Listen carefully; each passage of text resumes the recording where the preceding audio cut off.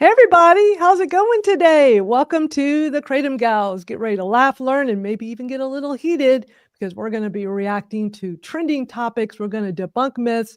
We're going to share our collective experience as responsible whole leaf Kratom consumers. Now, please note, this live stream is presented solely for educational purposes. It is not intended as a substitute for the advice of a physician or other medical professional. We are a community that comes together to share our knowledge, our stories, and our personal experience.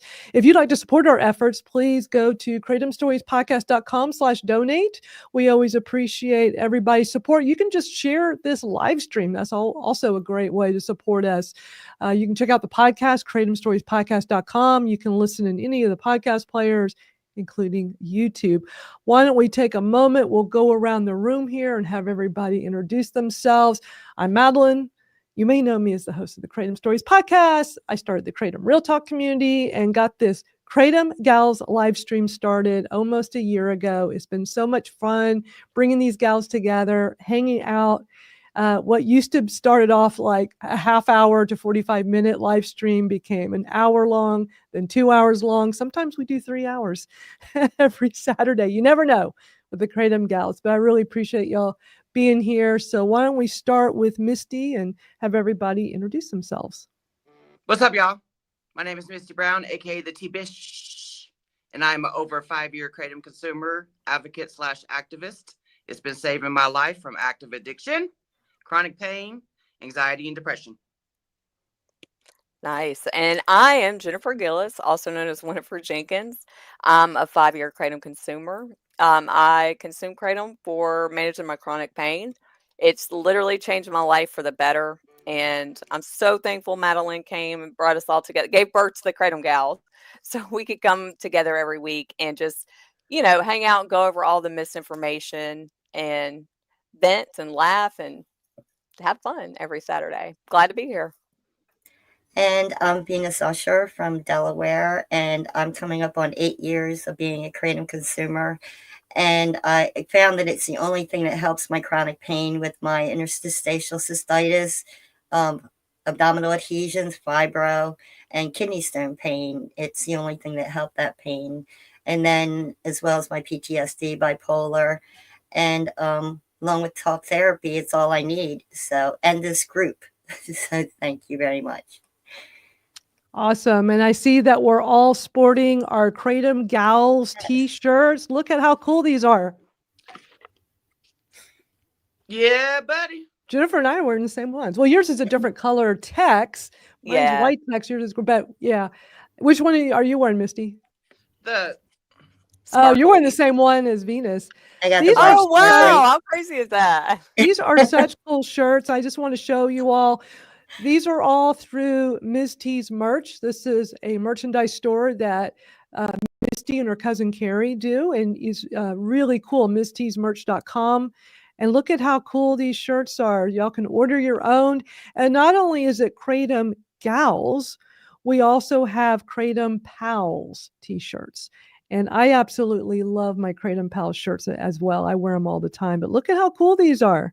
And you can get hoodies, you can get tank tops. They got it all. So be sure to go and support this small business, Ms. T's merch. You can also get to the store by going to kratomstoriespodcast.com/t-shirts with an S on the end. There's a sale going on right now. Oh, cool. Nice. Very cool. Go find it. My cousin sent it to me last night when I was watching the Jake Paul fight. Oh, yeah. I heard that they were having a lot of problems with Netflix last night. Oh, it was horrible. It kept cutting out, is what I kept hearing. It kept buffering, and then whenever it would go back on screen, it would look like a 1990s TV because everything was all fuzzy. Wow, that's not good. I can't believe that. Like, Netflix should have had their stuff together. They should have had themselves together. Yeah. We got a lot of our regulars here. I see Angela, Jenny, Freely. Craig is here. Craig says that he had to make a new profile. Facebook suspended his Kratom friend account. So now he has a new one, the KT friend. Keep on going, brother. Great to see you. Don't give up. Dr. Heidi is here. Here's a question for you, Misty. Jenny's asking, if I get a plain cotton mini dress and send it to you, can you put it on there? I'm sure my cousin could do any damn thing. Yeah. Yeah. So the sale that's going on right now is a Black Friday sale. So 25% off entire stores. So from Friday, November 22nd through Monday, December 2nd. So 25% off Nice. everything. And y'all can see in the ticker right there at the bottom, KratomStoriesPodcast.com/t-shirts. That's the link that'll take you right to it. Just in time for MsTeasMerch.com. Christmas. Exactly. So it's great to see everybody here, all of our regulars hanging out with us, and welcome to anybody that's new to the Kratom Gals. We do this every Saturday. It's just a fun way for us to all get together, watch videos together, react together. Y'all feel free to, put your thoughts in the comments, and we're going to kick it off as we always do each week with a couple of little clips from the latest Kratom Stories podcast episode. There's a new one that came out yesterday. It's every Friday. There's a new episode. And this new one features John Newmark. He was on the podcast earlier this year, episode 17. He is a Kratom consumer. He's also a psychotherapist. And I brought him back on because he and I have been having conversations throughout the year, just kind of diving deeper into what we talked about when I had him on the podcast. And he loves talking about, the whole mind-body connection with Kratom and mental health. And so we did a special episode really diving deeper into that. Have any of y'all listened to it yet? Not yet. I Well, have. if I would unmute myself here. You're muted. No, he's a really interesting guy. I mean, he really is. Like, just hearing him talk, I really enjoyed both of his episodes. But I wish more people in the health industry thought like he did, Yep. But Yeah. he always has something really intelligent to say and some really good points to make. And he just seems like a really cool dude, Yeah. I Yeah. agree. Yeah. I enjoyed listening to him and talking about how, my mind just went blank, but his thoughts, I think, were along the lines of what I think, that where addiction is a pain, where you have to figure out what the pain is in order to address it, whether it's physical or mental pain. That's what I was trying to think of. Yeah. I mean, I think a lot of it helps is because he is a chronic pain patient himself. Yeah. And, it's like we say all the time, everybody's just 1 second away from being in our position, and so 100%. Yeah. Absolutely.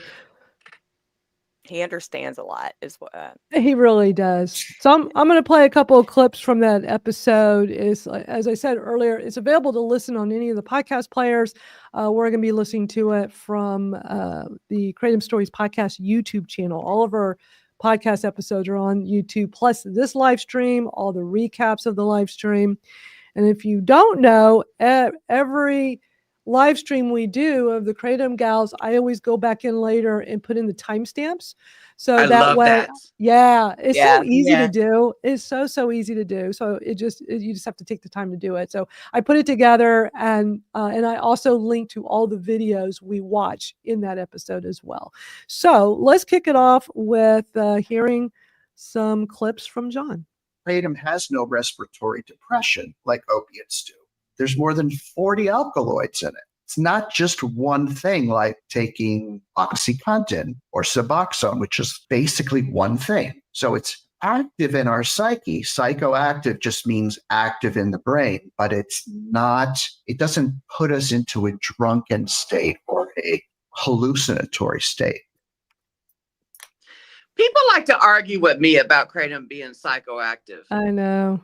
And he really dives into that in this episode. So, I mean, having somebody in the medical profession, talk about that is I love that. It's just great to get that kind of information. But yeah, people say that all the time to us. But like psychoactive is supposed to be taboo. Like, oh my God. I'm like, your coffee is psychoactive. Right. Right. Yeah, it's like the extreme psychoactive is what when people hear that word and they're just thinking some kind of extreme, Mhm. reaction. Scooby-Doo. Yeah. Right. I'm going to play another clip for y'all. A lot of the drugs we use, the medications, antidepressants, things like that. They're often prescribed with pain medications to address all these things. Wouldn't it be great if we could cut down on that and incorporate kratom and other plant medicines with much less side effects?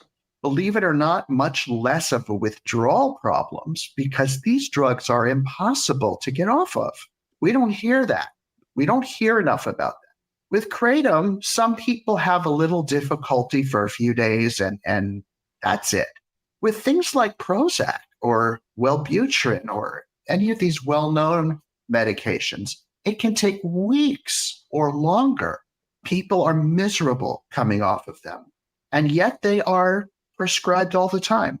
So there's kind of a bias because kratom can't be made into a drug because it's a plant. So there's a bias there. And some of these medications have horrible, horrible withdrawals. Anybody who's been on them knows that. So I just kind of wanted to throw that out there. Another thing that kratom does so well is it kind of just makes us feel like ourselves. It makes us feel better. Things dissolve away, like our mood is better. Our pain just kind of lifts, but we don't feel high. We just feel like more of ourselves. Side effects are very rare. Would you agree? I agree. love that. Yeah, I it agree. felt so normal. much. Just felt Yeah. normal. Mm-hmm. Yeah, he says it so well. I love that. Yeah, gabapentin. Philip was saying gabapentin and Wellbutrin. Gabapentin was the worst. Like that was I had no the issues getting worst. off of that. Well, I was pregnant and I did cold turkey. You know what I mean? So it was kind of like Yeah. I couldn't do anything, but it was like a mind thing. It was with my mind. And Wellbutrin, that was pretty tough. A good few weeks just to feel back to where I was, just stopping that. And even after tapering. And well, I mean, I hear people's stories on my TikToks all the time about coming off of gabapentin with the help of kratom, but I see Philip's comment to Seroquel. How the hell do people even function on Seroquel? So one day in my active addiction life, in my little hoe stage, I was dropping a dude off at home. And in my pill bottle, I used to just throw in a bunch of pills mixed together, It was just my little stash of pills. And one of the pills that I guess I bought from somebody, they scraped off the numbers on it. So I couldn't tell if it was actually a Percocet or not. I just assumed it was. So on my ride home, I'm driving, opening up my pill bottle so I could pop a pill on the way home. I popped a Seroquel. I could feel it hitting me. I was melting off into my driver's seat. And then as soon as I got home, I had to have somebody watch my kids. I was like, I need to go take a nap. I slept for 12 hours straight. Didn't even wake up to pee. Wow. And you see people over there on TikTok bragging about popping Seroquel, Yeah. as their, I guess it's like a bipolar med, or I don't know. It's strong. I was having to give it to my mom towards the end, when I was taking care of her. It was a strong medication because, with Alzheimer's, you get into the end, sometimes they don't sleep well and there's all kinds of issues. And apparently Seroquel is something that they'll use to help them sleep. Well, it worked. Ugh. But man, that's not something I'd ever want to be taking. That was that was a strong medication. I don't know why I didn't have issues getting off of gabapentin, but my thing, I know that, a lot of people say they had a lot of struggles. I was getting off of all my pain meds. I was tapering them all down. And I know I was at 2,700 milligrams of gabapentin a day, and I was tapering it down. And then the Oxycontin, I was tapering it down. I was like 40 milligrams Oxycontin twice a day, plus the Percocet. I think it was the 15s, like every 3 hours. It was a lot of stuff for my pain. So I don't know if it's just because I was tapering them all down and then starting kratom. And then I was still tapering down the gabapentin. Like I didn't completely stop gabapentin cold turkey, but I had gotten down to at least half of my dose by the time I started kratom, and I just kept slowly tapering it down. And the only thing I ever noticed with any kind of withdrawals was the Oxycontin, when I'd gotten all the way down to the Oxycontin 10s, and when I had completely stopped that, because that was, the pain management doctor who initially wouldn't even taper me down. I had to beg them to taper me down. So their way of tapering Oxycontin was, okay, you're 40 milligrams. We're gonna give you some 20s. We're gonna just cut it in half, and you taper that for 1 week. So you're gonna go from the 40s for 1 week to 20s the next week to 10s the following week. That was their way of having me do that. I was shocked. That seemed very inhumane. And I know since this, that had happened in 2019, that I think that, I don't know if it was AMA or some association are saying you don't taper that way. You don't force people to taper that fast. You have to do like a 6-month taper or something, they've said, or was it 10% a week or something. And so when I was down to the Oxy 10s, I'm like, well, it's going to be interesting to see what happens. And I clearly noticed as soon as I completely stopped the Oxycontin, and I was only a few weeks into Kratom, going back and like Kratom during the day, meds at night, that I got some hot flashes. That was it. And it wasn't bad. And the gabapentin, I just didn't. So I don't know if just my body was like, okay, we're just gonna make you feel like crap for a few weeks because you stopped the Oxycontin, which was the strongest thing I was taking, or I don't know, because so many people. You didn't get no brain zaps or anything? I mean, a little. I had some brain fog that lasted for a little bit, but I just assumed it was the narcotics, but it could have been the gabapentin. I don't know. But when I see people post about, like especially Philip, the problems getting off of gabapentin and stuff, I just wasn't having that. So I just don't know. It's different for everybody. I just feel bad hearing all these bad stories of what people went through, and mine was so light compared to what other people went through. And it makes me feel bad because you always think like what you go through is the standard. Well, I think, okay, well, yeah, withdrawals are not that bad. I didn't have them that bad. But then I hear stories of, some issues. I don't know. They prescribe gabapentin for any damn thing. Everything. And then they're ripping. They're not even giving chronic pain patients taper plans. They're just ripping them off. Yeah. And it's like you either take Suboxone or you get nothing, or gabapentin. It's like it's just crazy. Claudia calls it garbage pitting. Yeah. Well, they prescribe it for everything. Everything. Yeah. And Laura, I read that too. People itching. Huh. So I don't know. It's like with Effexor, I had body zaps while I was taking it. Yeah, and that was the same with me on Lyrica when they tried me on Lyrica. It was like the worst feeling. I was like, why does it feel like I'm being constantly popped with rubber bands? Yeah.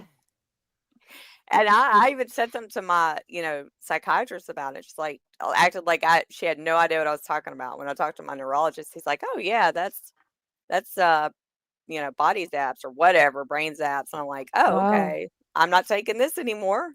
Right.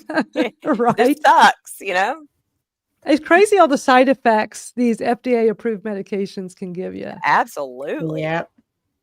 And then they prescribe something else for the side effects. Yeah. Right. They just stack them on. Well, so, when I was in pain management, it was the narcotics, and it was always like this merry-go-round, of like, okay, we finally find something that works, but then your body gets used to it. Now I got to taper it down. So I got to switch to another one for a while I'm tapering off of one. And then it's just this constant every several months. And at least my doctor was cool about helping me like juggle what's working right now. And if something wasn't, like, let's fix that.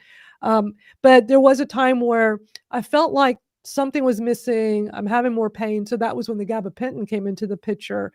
And they just added it on. Their doctor's like, well, I think there's also some nerve pain going on, so let's do the gabapentin. And I'm like, okay. And I never felt like it did anything. And didn't do anything. I don't think it did, but they just kept having me up and up and up the dose to the point that it was the capsules are 300 milligrams. It was 300 milligram capsules 3 times a day. So I was taking 9 capsules a day. It was 2,700 milligrams. I still didn't feel like it ever did anything as I dosed up. So one time, the guy had a terrible PA. I hated his PA. But one time, I had no choice but to meet with the PA. And his attitude was, well, why don't you just stop the gabapentin for 10 days and see what happens? That was his response when I said, I don't know if the gabapentin is really doing anything. So he says, just stop. And that's how you'll know. And I'm like, but I'm trying to not be in so much pain. It was like he had no compassion. He was such a jerk about it. And I'm thinking, show some compassion and help us. We're just trying to not be suffering.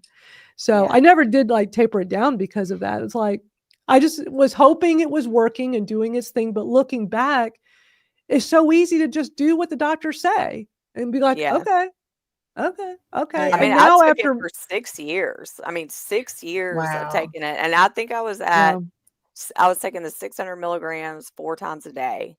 And, whenever I got, after I had my son and I tried to go back to pain management to get back on, that's the first thing they want to put me on. I'm like, I am not taking it. I'm not touching it. I was like, it did nothing for my pain, but the withdrawals were hell. Like I just, but yeah, you just trust your doctor. You think, okay, well, it's got to be helping me. You know what I mean? If he's giving it to me, especially if you like your doctor. They don't talk about all the problems you're going to have when you get off of it. Did y'all see? Look at this comment from Angela. She said she was at lunch with 3 friends, and they were all of them were on gabapentin, but they're all prescribed for different reasons. Yep.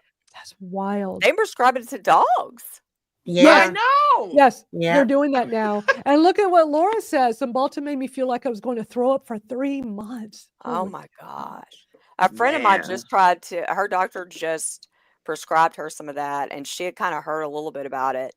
And she told the doctor, like, I'm not taking this. And the doctor's like, well, I'll take it. You'll be fine. And it's like, okay, but I don't want to take this. It's like sometimes they don't want to hear no and go with a different plan. They just want you to do whatever they tell you to do. And then they just quietly release about how the extended form of Cymbalta causes cancer. Like what? Man. It's just another reason why we advocate so hard for this plant, because this is a natural thing without all the side effects. It helps for a variety of things. It's an option more people should know about. Yeah. Way more I will forever preach Absolutely. that Kratom, whole leaf powder Kratom is my antidepressant. Yep. Mm-hmm. Yep. It is for a lot of people. I can't tell you how many people I've interviewed for the podcast, and that just comes into the conversation. It wasn't like, oh, I'm taking it specifically for that. A lot of people do, but a lot of people that talk about they take Kratom for pain. They take Kratom in their recovery. And it's like, oh, but I get this really great benefit of like this mood lift, or I don't need, all of a sudden I realize I don't need my anxiety medicine anymore, or I don't suffer from depression anymore. It's always this secondary thing that they just didn't realize would happen from the plant. Yeah, kind of like I realized I wasn't craving alcohol anymore. I'm like, what? Yeah. I'm putting a lot of alcohol away every night, and all of a sudden I don't crave it at all. Like that was huge. Like I'm telling you, huge. Like and then when I started looking into it, I'm like, wow, I didn't even know that people, I really didn't know a whole lot. I just was ready to do whatever. Yeah. So, Angela, I don't know what causes the short-term memory loss in those pills. I don't know, but a lot of people say that, and just looking back, I was having just some weird brain fog. I don't know if it was so much memory loss, but definitely some brain fog. And brain fog for sure. I assumed it was stopping OxyContin, but I bet it was the gabapentin, because I've heard a lot of people say gabapentin has caused that for them. Yeah, there's a lot I don't, and I don't know if it's because of that or just because I was taking a lot of different medicines, and there was a lot of in and outs, blackout, but I don't remember a lot. I don't remember a lot from, before I guess, 19 years ago, there's that big old 10-year time span. Yeah. That like my husband or my kids will say something. And I'm like, I genuinely don't even remember it. And it bothers me sometimes because it's when my kids were little, and, I want to remember everything like that, but I don't. And it's sad, scary. I have a lot of gaps of memory missing as well. Yeah, me too. It's like, no matter how hard I try to like remember certain things or, kind of remember what somebody's telling me happened. I can't. Yeah, I remember sometimes I cry and I'd be like, because Lupron also causes the Lupron shots that I had that started all this also causes memory loss. And I would cry to my mom and say, I really can't remember. Because, people will say, you remember, you can remember. Yeah. I would be, No, you I can't can't remember now. So now I just tell people straight up, I don't remember anything. Yep. From that point in time. It's crazy because I can remember stuff from like my childhood. You know what I mean? I can Mhm. remember stuff from like when I was really young, but it's just like that block of, like 10 Yep. years. I don't remember a lot of things and it bothers Yep. me. Yeah. And every Angela, once in a I while, would look something new into will it. pop up. I'm sorry, Missy.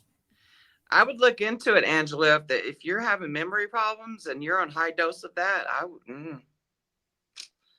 would look into that. Yeah. Are y'all ready for a video? Because I found something I think y'all are not going to like. It's short. Hold on, let me go pee. I gotta go pee. I go pee. Oh man, Misty's always so much fun. I love that headset. I do I too. know. That is just a Everybody cool. is, like, Wouldn't so it be funny if we cool. all get one and like one day we just all come on Yeah. here, we're all wearing it?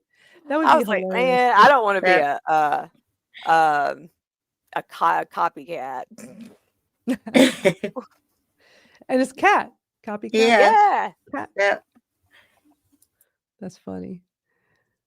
Well, thank I y'all so think much it'd be for being cool. here live with us, and be sure to share this. Let people know that we are live right now. This is recorded, so it is available for replay as well.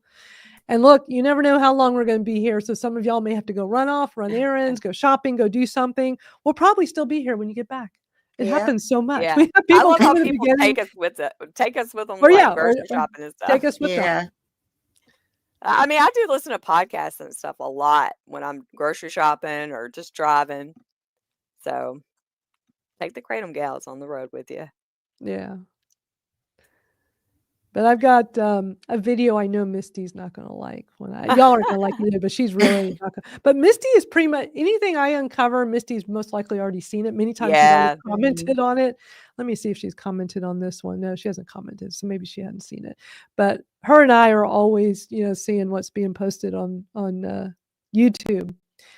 And so I can't get much past her. It just seems like every once in a while I'll play a video for y'all she hasn't seen yet. And I'm like, wow. Yeah, y'all are always all over YouTube. Yeah. I think I don't, I guess there's just not enough time in the day to make time for, just going to check. But I mean, that's why we're a team. Yep. Brandon says he listens on Bluetooth in the car.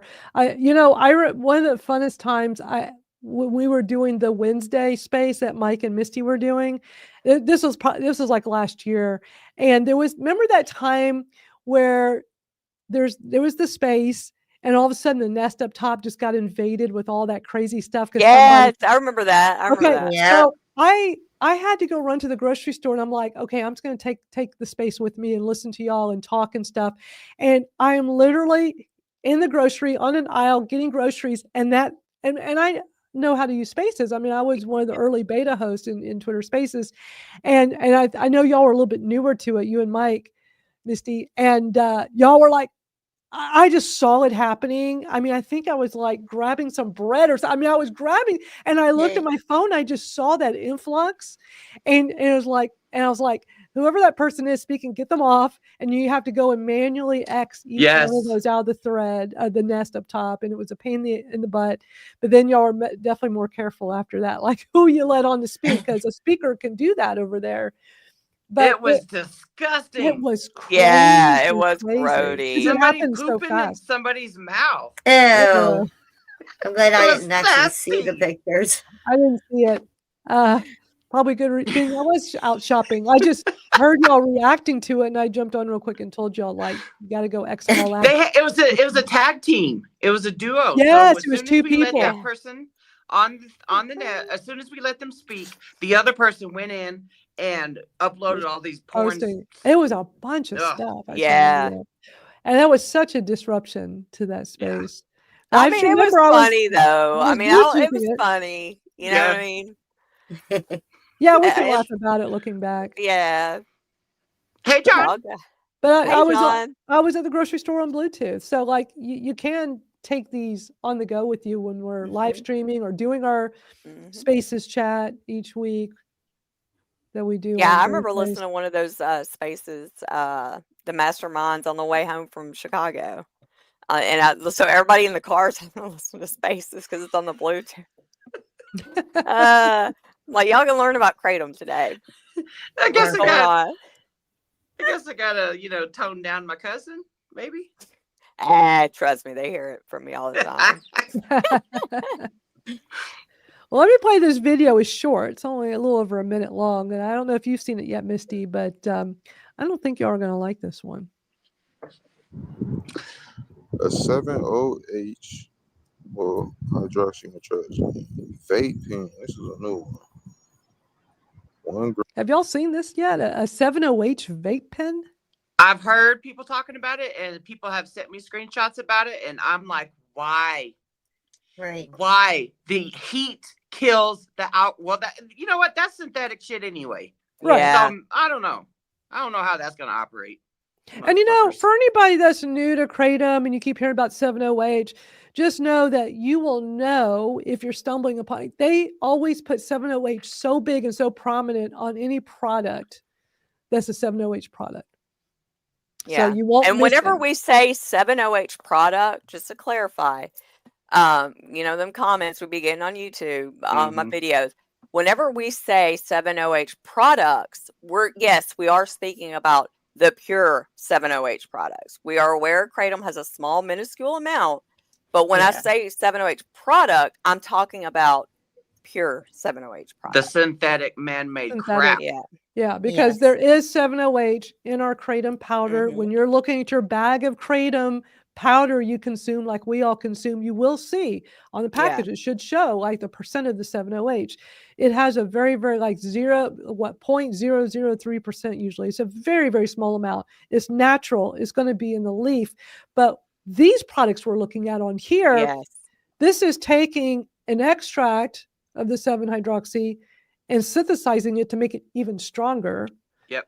Like what, 5 times or 10 times more potent than the extract itself or something like that. It's ridiculous. It's a ridiculous amount. But they always have 70H very big on their packaging, so you won't miss it. You will know if that's what these are. But let's keep watching because this is like, this video only came out a few days ago. My final thoughts on this 70H or metragenine, 70 metragenine, whatever the fuck. He don't know what he's the even vape pen is trash. It does not fit. When the chewable tablets is the best way to do it.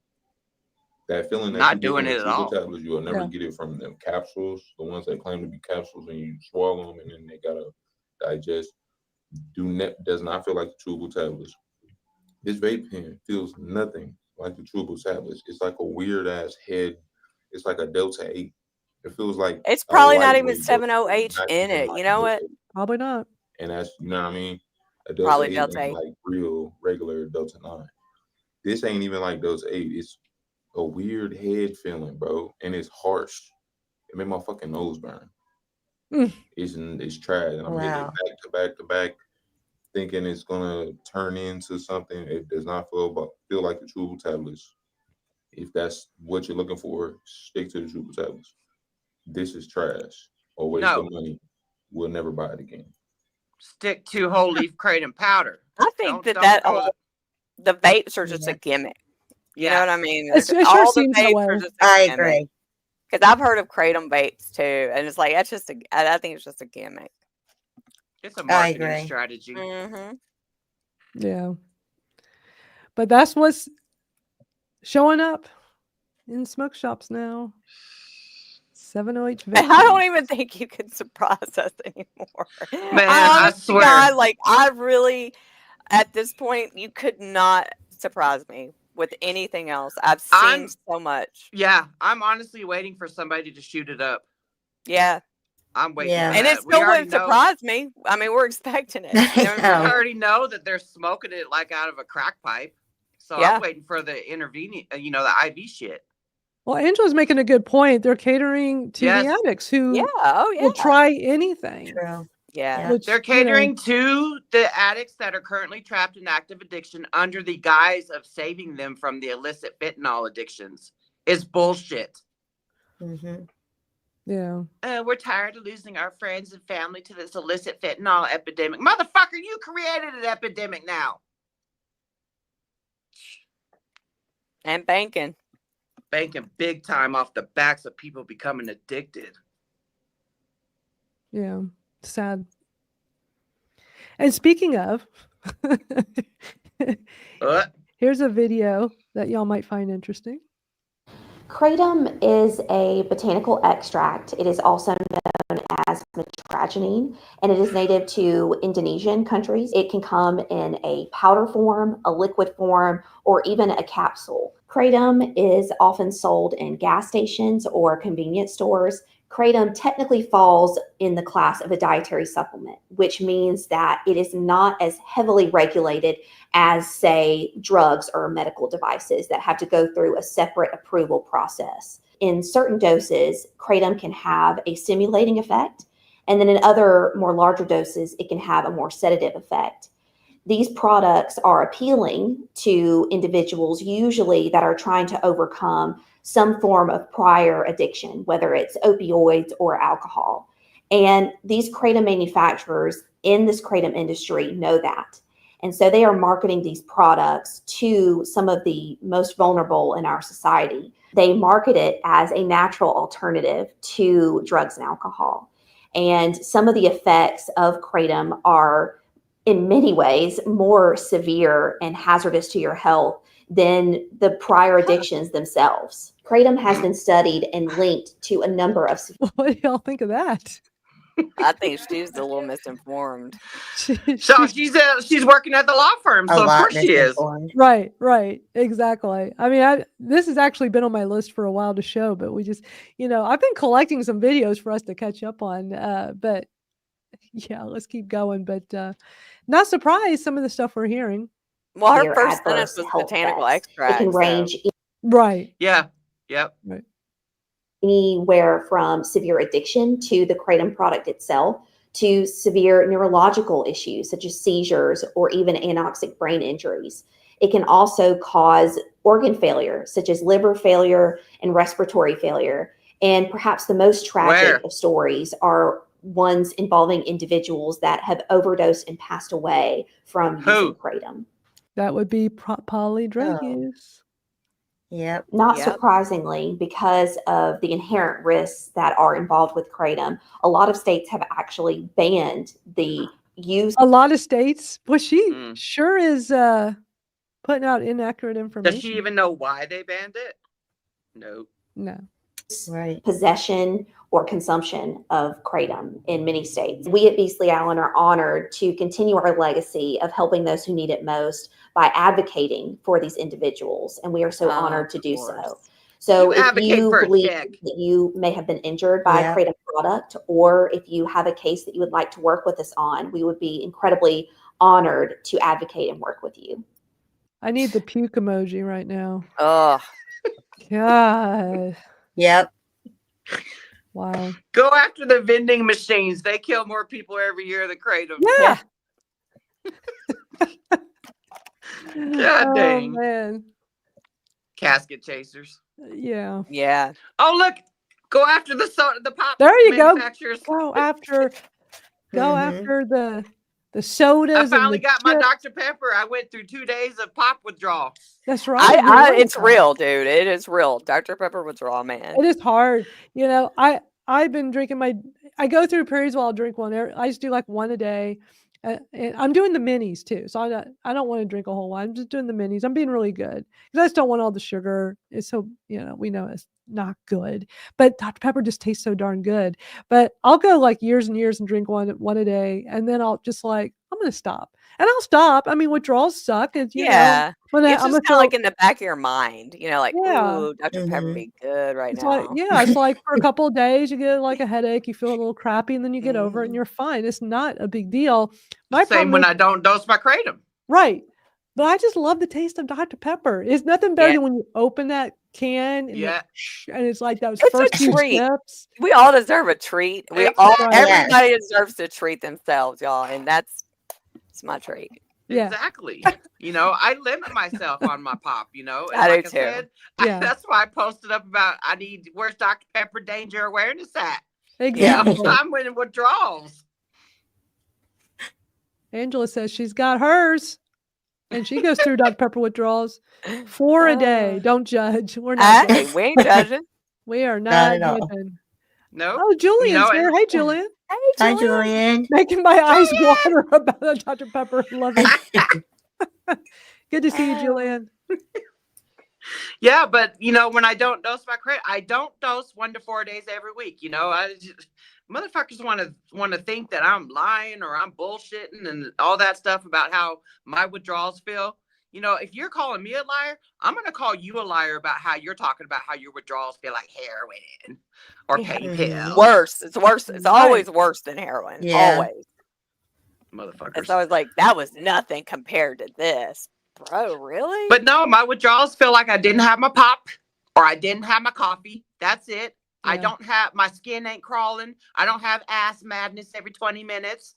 You know, I'm not rocking in my bed in my Not depressed robbing. pit of hell. You're not out robbing and doing Yeah. all kinds of Yeah. I'm not crime. on my knees slobbering D's. Hey, John. Hey, John. Hi, John. We We were just played it- talking about you earlier. Yeah, we played a Yeah. couple of clips from the podcast episode earlier. Thanks for coming back on. The Yeah. episode's so good. Hey, Sam. It was to a good see you. episode. Hey, Yes. Sam. Hey, Sam. Hey, Freely. Good to see everybody. We appreciate y'all coming and joining us. I have a video I've been wanting to show y'all first. Y'all know, like lately, we've had so many videos to show that's just more like super current, like we got to watch now. So I've had some on the back burner. This one's been on the back burner for a few months, but I'm so glad to finally show it. I'm not playing the whole thing. It's like a 4-minute video. I'm only playing like the first half, but and I'm gonna play it at a little bit faster speed because they talk really slow. But it's a young couple they're in their car. It's kind of dark. It's at night, but they're talking about how they use Kratom to get off Suboxone, and it's awesome to hear people, just this is right here is the power of advocacy. You can be sitting in your car at night, turn your phone on, hit the record button, and just talk about your experience. And I love that this young couple did that. So let's watch this. Oh yeah. So I'm gonna speed up a little. All right, we're just doing an update on Suboxone detox with Kratom. We're on day 4. I'm not feeling bad at all. Kratom does what it's supposed to do. I know there's not many videos on people quitting Suboxone with Kratom. I found maybe 2. Yeah. Like, ones that are pretty accurate. Oh, absolutely. And it does what it's supposed to. It helps with the withdrawal symptoms. Like 95%. Like, literally feel no. I mean, we haven't felt any withdrawals today. We got like the back sweats. Yeah. And A little bit weak. but no restless legs. Not no, at all. No high anxiety. Nothing like that. Nothing like that. No anxiety at all. At all. This has helped tremendously. Well, we did. We bought stuff from Smoker Friendly the first time we tried to kick. We tried to kick off of 16 milligrams, and we did for 7 or 8 days. Yeah. Yep. 8 days. Then Well, we we- cracked on Wow. the 8th day. Yeah, after doing a pile of houses. Yeah. Cracked on the door off. Yeah, it makes no sense, But definitely got to have good Kratom. And the Yes. Kratom we found They is Nova. 16 milligrams. Mhm. Yeah, that's a lot, isn't it? Because That's a lot. I've talked to people that have gone way down. That's I a think like lot. maybe two, Yeah. and they are having a hard time switching from that to Yeah. Kratom. So That's Their like 2 story full mirrors- strips. That is crazy. Their story mirrors a lot of the comments or messages I get. Hmm. yeah, I know a lot of people struggle to get off of Suboxone. Yeah. But this is such an empowering video for people to hear because they've been able to do it, and I hope this inspires others. We'll keep going. NovaKratom.com, and they have everything. And you want to we got the red Mang, MAENGDA. Mangda. They say that's what works the best, and it works. it really does. I mean, it really does. It has helped us so much, and we're so thankful. We've been doing like a gram at a time, and we get up to like probably 2 or 3 grams is where you start feeling really comfortable. Yeah. Now, if you overdo it, That's not much. Put you down. Kind of take your energy from you. Yeah. But about 2 to 3 grams every, I don't know, 3 or 4 hours. Yeah. Not like 3 to 4. Like as Definitely. needed. And you can either toss and wash it. You can make a tea out of it. But we found these capsules. It's 000. and they're just big capsules. You just fill them up yourself, and you can fit over 0.5 gram in them. So two of these capsules, you're in half. Yeah. So if you eat 4 of them, you got your 3 grams in. Yeah, and taking it this way, it's been the best for us. Yeah, it's the powder. I mean, just swallowing it, you have a queasy stomach and stuff anyway from Suboxone, and it's just kind of hard to check down. It is, yeah. And I puke doing it that way, but maybe that would work for you. But this is the best way for us. So. And we also found these things online. A guy had a video, and we ordered. Okay, so now they're going to talk about supplements and stuff. So I'm going to stop there. I just love this. That's amazing. I love it. That's amazing. I wonder what an update is, because you when you're transitioning like that, you do have to dose. You have to listen to your body. You will dose, more and more often than what, say, like I would have to. You listen to your body. Mhm. Yeah. And eventually, Exactly. like the common denominator in the comments or the messages I get, eventually around the 7-day mark or the 10-day mark, then you start dosing down. And you go and you wait longer in between the dosing. Well, I was going to say, I did say, but I was on mute. I really hope that they're able to, stay strong and keep with it. You know what I mean? Because it's so horrible to hear about people just having to be just for years, years and years. That Kratom helping 95% of the Suboxone withdrawals is only temporary. It will get, I tell people all the time, it gets better. Yeah. Misty, you and I both commented when they put this video out a few months ago. You said, "Welcome back to life again." And then I love how she says that. I love how you tell people. Yeah. I love that too. And then you did another one. You said, listen to your body on when to dose next. Eventually, you'll need to taper down. It takes a while for subs to get out of your system. Eventually, regarding Kratom, less is more will come into play. Stay hydrated and keep a journal. And I commented telling them, thanking them for sharing their story, and glad that it was helping.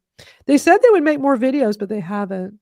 I would love an update. But this was from August 24th. But I just love stories like this because, I mean, it can happen. I will say when they find Kratom after they've been on like illicit fentanyl or cocaine or heroin, something like that, I will say, welcome back to life. Mm-hmm. But if somebody is getting on Kratom off of the MAP medications like methadone or Suboxone, I will say, welcome back to life again. Because, even I know that the MAP medications save them from their chaotic drug use from whatever they were using before. Right. I will never diss MAP treatment, and that's why people have came after me on TikTok before. They're like, oh, you're just trying to get people off of MAP medications to be like you, or, some bullshit ass crap like that, Yeah, yeah. I just say, whatever you want to, whatever makes you live life better. And just be okay, 9 times out of 10, you want to live. It's the people that are on the MAP medications. They're tired of going to the doctors. They're tired of spending that large amount of money every week or every month. So, like for me, for my active addiction in 11 years, I was having to go to the doctor every 27 days.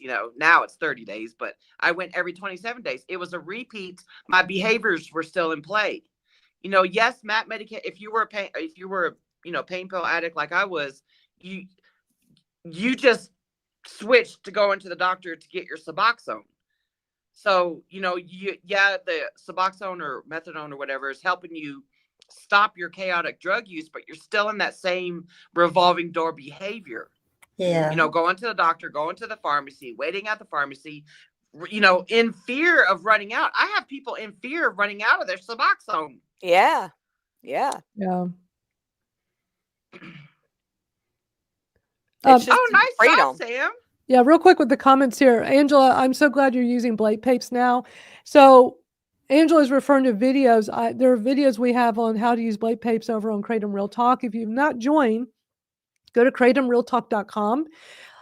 Many of us are looking for alternatives to social media that are getting out of hand, like Facebook with the censoring and TikTok with the censoring. This is like a social media platform, but I'm the one that has the controls instead of the other way around with Facebook or TikTok making the rules. So there's no censorship. You're able to come on there and share information, help each other. It's a place to talk about whole leaf kratom powder. positive, uplifting discussions. And so Angela's on there. I've got videos talking about Blake Papes, and I'm really glad, Angela, that you have found that helpful. Sam said it's rare for somebody getting help from Kratom right away. Not necessarily. A lot of us got help pretty quickly. I mean, some people it does take months to get benefits. Yeah, but mine was pretty much like mine was a few weeks. But I yeah. know so many people that day one. Mine was Yeah, immediate. I could tell a difference day one. Yeah. Yeah. Oh, John said he wanted to talk more about regular meds versus Kratom, especially gabapentin. You missed we were doing that. Yeah. You'll have to listen to the replay, John, because we had a big discussion about gabapentin. Yep. So let's see. Sam says, I just turned my neighbor on to Kratom, getting off painkillers. That's awesome. Nice. Yay, good. All right. So we got a video to watch. Thanks to Misty for giving me the timestamps. Thank you, Misty. It's the Jason Ellis show. It's called The Truth About Kratom. So who is this guy that we're going to see that's being interviewed? Because I don't know who any of these people are. From what I gathered in the interview, he's like some skateboarder, somebody, I don't know if he's a comedian. I don't know. Yeah, I don't know who he is, but he does skate. Jack of all trades. Yeah. And not only jack of all trades with addictions, like has suffering from different addictions. Yeah. So it's a long interview. I guess it's just some kind of podcast. It's an hour and 21 minutes, but Misty was kind enough to break it down and give us some timestamps so we can watch. We're going to watch 3 different segments of this. The first one's not too long, but then we're going to watch 2 more that are a little bit longer. But it's interesting stuff. So I've seen a little bit, but not all of it. So thank you, Misty, for doing that. So let's watch this. Let me know if y'all want me to pause to talk about. But I'm already starting like 7 minutes in. Thought. Yeah. So then when I did these shots, I believe from the start I was offered a sponsorship deal. So it was like money, and then if I did a promo code, I would receive some money on every individual bottle that was sold with using my promo code, which didn't add up to much. But it wasn't about that. It was because it was just it was at the wrong time, right time, depending on how it was the wrong time. He's a pro skater. I didn't drink anymore. So I was looking for something to do to take the edge off, because I wasn't going to meetings. I'm not going to drink anymore. I don't drink anymore. That's it. No AA, no nothing. I remember my wife at the time would ask me, like, is it okay if I have a glass of wine? I'd be like, yeah, of course, because I didn't want to be a party pooper. But was I pissed and jealous and envious? Absolutely. Every time she had a glass of wine, I was like, you should go out with somebody else, because I'm lame forever now, like I'm no longer fun. And then when I did this shot, it kind of loosened me up a little bit. It made drunk people and people that drink around me more tolerable. And then that's right when I got into comedy. So late nights, I would do another shot before I'd go on stage. And it was almost like it kind of loosened me up. I started to figure out that I had the little tobacco pouches, and I'm not a cigarette smoker. So I would do 2 of these feel 3s, and that would kick in pretty quick. And then I'd do as the little Zen things, and that would kind of give me a little bit of a buzz. And there would be this feeling of like, not all the time, but sometimes I'd go, oh, it's working. Like it's like a painkiller. Like I'm high. I'm high. And I'm not, as far as I know, doing anything bad. My doctor, I told him about it, and he was like, what is that? And I was like, it's a herbal thing. And he was like, yeah, it's good for you. He did not know what it was. And he just said, yeah, that's not going to trigger your heart. So I got into them, and I did them. My wife and I did them all the time. And then it got to the point where they weren't sending us boxes of it in time. So we were going to the liquor store and buying them, not by the bottle, by the box. Always by the case.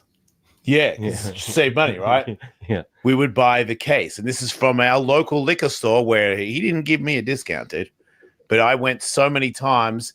it was like clockwork. At one point, I went and I started to figure out that there were some off ones where they would explode when you'd open it, and they. I'm gonna stop there. That's the first clip. I got some more clips, but man, I will say there's when he first started talking about how when he quit drinking and he was like angry a little bit with his wife or whatever every time she drank, that right there is a huge red flag showing that you haven't dealt with whatever you need to deal with. Yeah. Right there. I mean, I've been there. I know. Because if him and his wife are codependent, you know, and he's like, I can't hang around you if you're drinking or whatever, you know. Right. You're never going to get it right. Yeah. You know, you need to separate from her for a while or what have you, so that you could work on your whys. Yeah. Why do you feel the need to escape? I like, you know, if we go out to eat somewhere like a Mexican, my husband's not a big drinker, but if he decides to get a margarita or something, I'm not sitting there. Now, back in the day before I found Kratom, I'd have been sitting there like, that son of a bitch. Yeah. But, you know, now I'm like, oh, I'll drive home. You know, like the Christmas party at his work last year, you know, he had a good time. And I was actually the designated driver for once. And I was like happy about it. You know, and I'm like, yeah, I'll drive home. Yeah. You know what I mean? So, I mean, that right there, him saying that, he was still in that mindset and looking for something else to go. Yeah. So, yep. You know what I want right now? A Dr. Pepper. I'm really craving one. On me, I'm sorry. I know it's random because we've already moved on. But I gotta have it before the live starts. I feel like I need to have another one because it just sounds. Oh, I just could drink one right now because they just taste so good. So, but the fact, so before he even started talking about how feel free, you know, you guys keep forgetting that feel free is a kratom extract and a kava extract. Yeah. But all of a sudden, kratom is the big bad wolf here. But when he found Feel Free and they sponsored him, then he started promoting it as, yeah, you know, this is some good stuff, you know, so that he could get that promo code money. And he even said it wasn't much money. I mean, but he's getting a 40% discount. That's a big ass discount. That's a good discount. Yeah. They were sending him free cases. Yeah. You know? So obviously he's a dude that can't be trusted, you know, just like, you know, it's because he admits that he's an alcoholic, you know, so you can't just have one Busch Light sitting there. You got to drink the whole damn case, you know. Or like me with chips, you know, start eating chips. I can't. Oh, dude, don't get me started on chips. That whole bag will be gone by the end of the day, especially with Doritos or Funyuns. Yeah. Oh man. All right, I'm gonna play my barbecued Ritz. There you go. To the point you were having us look around the country to see if they had them in our party. Yeah. I still look every time I go to the store, Venus. Eddie always brings me home 2 bags every time he goes out. I've never even seen that. I didn't even know they made them like that. They are so good. All right, this next clip is a little bit longer. It's about 8 minutes. And y'all let me know if you want to stop. No, I remember that. You were doing 2 in a rows, back-to-backs of Feel Free? Yeah. Yeah, I never got to that point for me. It was every 3 hours, 8 to 10 a day. And that went on for about a year. 8 to 10 a day? Sometimes more. Yeah. Okay, so Noah, why don't you just tell us your story? All right. Oh my God, All right. dude. How much do you weigh? I got down to 130. So I lost 50 pounds. 10 a day. Dude, all right. Let me just run with this. All right. So I want to give a little bit of backstory leading up to what turned into this kratom addiction, because for years I took it without any issues whatsoever. Not only that, advocated for its legality when it came under scrutiny from the FDA because of A Leaf of Faith, the Chris Bell documentary, that he was purporting it to be some sort of a miracle sort of a thing. And at the time, I was consuming just a tablespoon here and there. I never exceeded that dose. And it was just like a nice little mood booster. If you just take a spoonful of the ground up leaf powder, I never had any issues with it. I would share it with friends. It did come under, like I said, FDA scrutiny. I advocated for it to be legal, but to look back on it, I had heard my son died from this, just general internet things. 2016, 2017. Internet was different than it even is now. Yeah. That I think his story at the time, as he put it in the documentary, correct me if I'm wrong, is that there were 2 different opiate plants in like Southern Asia, and heroin is one and Kratom is the other. And at a certain point, the government had said the problem with Kratom is that it like wasn't sufficiently habit forming, and the money was in actually selling the world, exporting the world heroin. So they destroyed Kratom, and the world lost this essentially healthy alternative to heroin. And it's a lesser of two evils, maybe, compared to heroin. But so from 2016 to 2020, I would buy a kilogram off the internet, and it would last me for 6 months, 8 months, easy peasy. Come 2020, we all know what happened in 2020. Everything just got very weird, and between COVID, in the sense that there was now this weird just energy in the culture. We were separate from people. We weren't allowed to do shit. And there was just a lot of frustration and resentment in the culture. For me, being a lifelong addict, but imagining that I was through all that, I went down, I was living in Sonoma, California, up north, and I went down to my produce stand where I would just get fruits and vegetables, and they had this little bottle called Feel Free. 2020 is when it came out. And I'm like, oh, look, there's a little thing that I could get and not have to mix it myself. It's just ready to go. And much like the first time if he had been a Kratom consumer for that long, yeah, and advocated for it, he knew what first of all, he knew what he was doing, and he knew it. You know, that's all. That's why I put up that post saying, why would you, if you advocated for Kratom and you were doing just fine with the whole leaf powder, what made you graduate to the extract? Well, it sounds like he was going through, I mean, we all went through a depression during COVID. We all did. And so it sounds like he was going through some shit in life. And so he's like, oh, let me try this. Let's blame the pandemic. Yeah. That's how it came off to me. It's the pandemic's fault. That he started drinking the little Feel Frees because it was easier than, the powder. Yeah, he's knowledgeable enough to know the difference between them. Yeah, he knew. He knows the difference. The way that Feel Free marketed their product, they didn't even put Kratom in the ingredients the first time they marketed it out. Correct. Yeah. And that they whole did marketing strategy that Jerry Cash did, J.W. Ross, aka GKC. Yeah. It is shady as shit. You'll hear him talk about some more stuff. Yeah, I agree with Sam. He knew what extracts are. Mm-hmm. All right, let's keep watching. This is interesting. I did a lot of drugs. For me, it was the very first time I drank it. I'm just like, I do that now. I do that. That's my thing. Can I ask what sort of issues you'd had with other drugs in the past? So alcohol was never my thing. The first time I smoked weed, I realized that I could just feel this way forever. And so it was that all the time. It was, opiates, Adderall, amphetamines, certainly meth, like anything I could get my hands on at any given time, given that between 18 and 30, I wasn't making much money. So whatever I could get my hands on, I would, just to not feel sober. Yeah. Like to look back on it, it was just like, if I could not feel what it's like to raw dog life, I didn't put that much forethought into it at the time. It was just like, if I could just not feel this, all that, just how it feels to be a person all the time, and that's what I'm going to do. And I did that all the time. Yeah, and I think it's a common thread for a lot of addicts. For sure, and that's what's hard about Kratom generally, is that for it to be categorized by the CEO of it as, sugar and caffeine can also be addictive, and so it has the potential for addiction, but so do sugar and caffeine.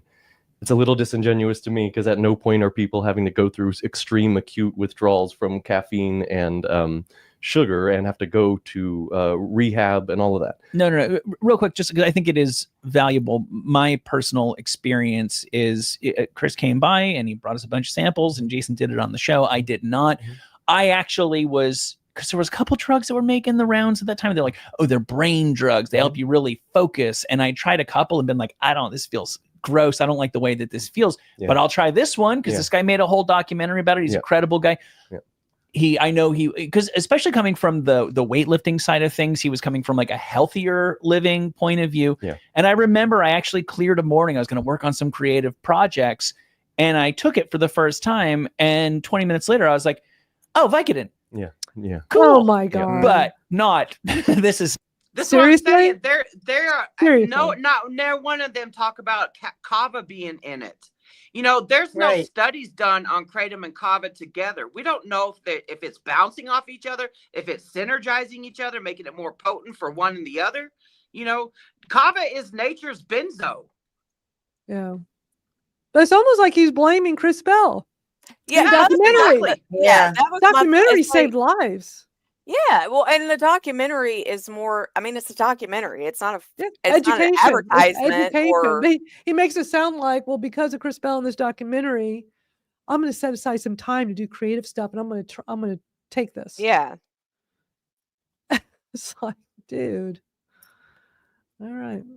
It's not the path to me becoming a highly productive, functional member of society. Yeah. Wow, legal Vicodin. So for anybody, I mean, everybody's different. I react differently to marijuana than you do, but I think the average person, whether they're selling it or they're just talking to a friend to say, well, caffeine's illegal too, is I don't know what you're taking. Because my experience when I took it is this is a drug, a low level drug, but this isn't like tripping balls, but this is a drug. And I don't see how anybody with a straight face could claim that they believe otherwise. Yeah, I mean, it's categorized as a wellness tonic, a safe alternative to alcohol, a social lubricant, and all of those things that lead people to believe that it is safe, but also I'm in multiple groups now of people that are trying to come off it and all that, and half of the people in there are addicts, and it was just like this next thing to find. The other half of people never drank, never did drugs, never wanted any of that, but do like to go out with their friends, and they ended up as addicted to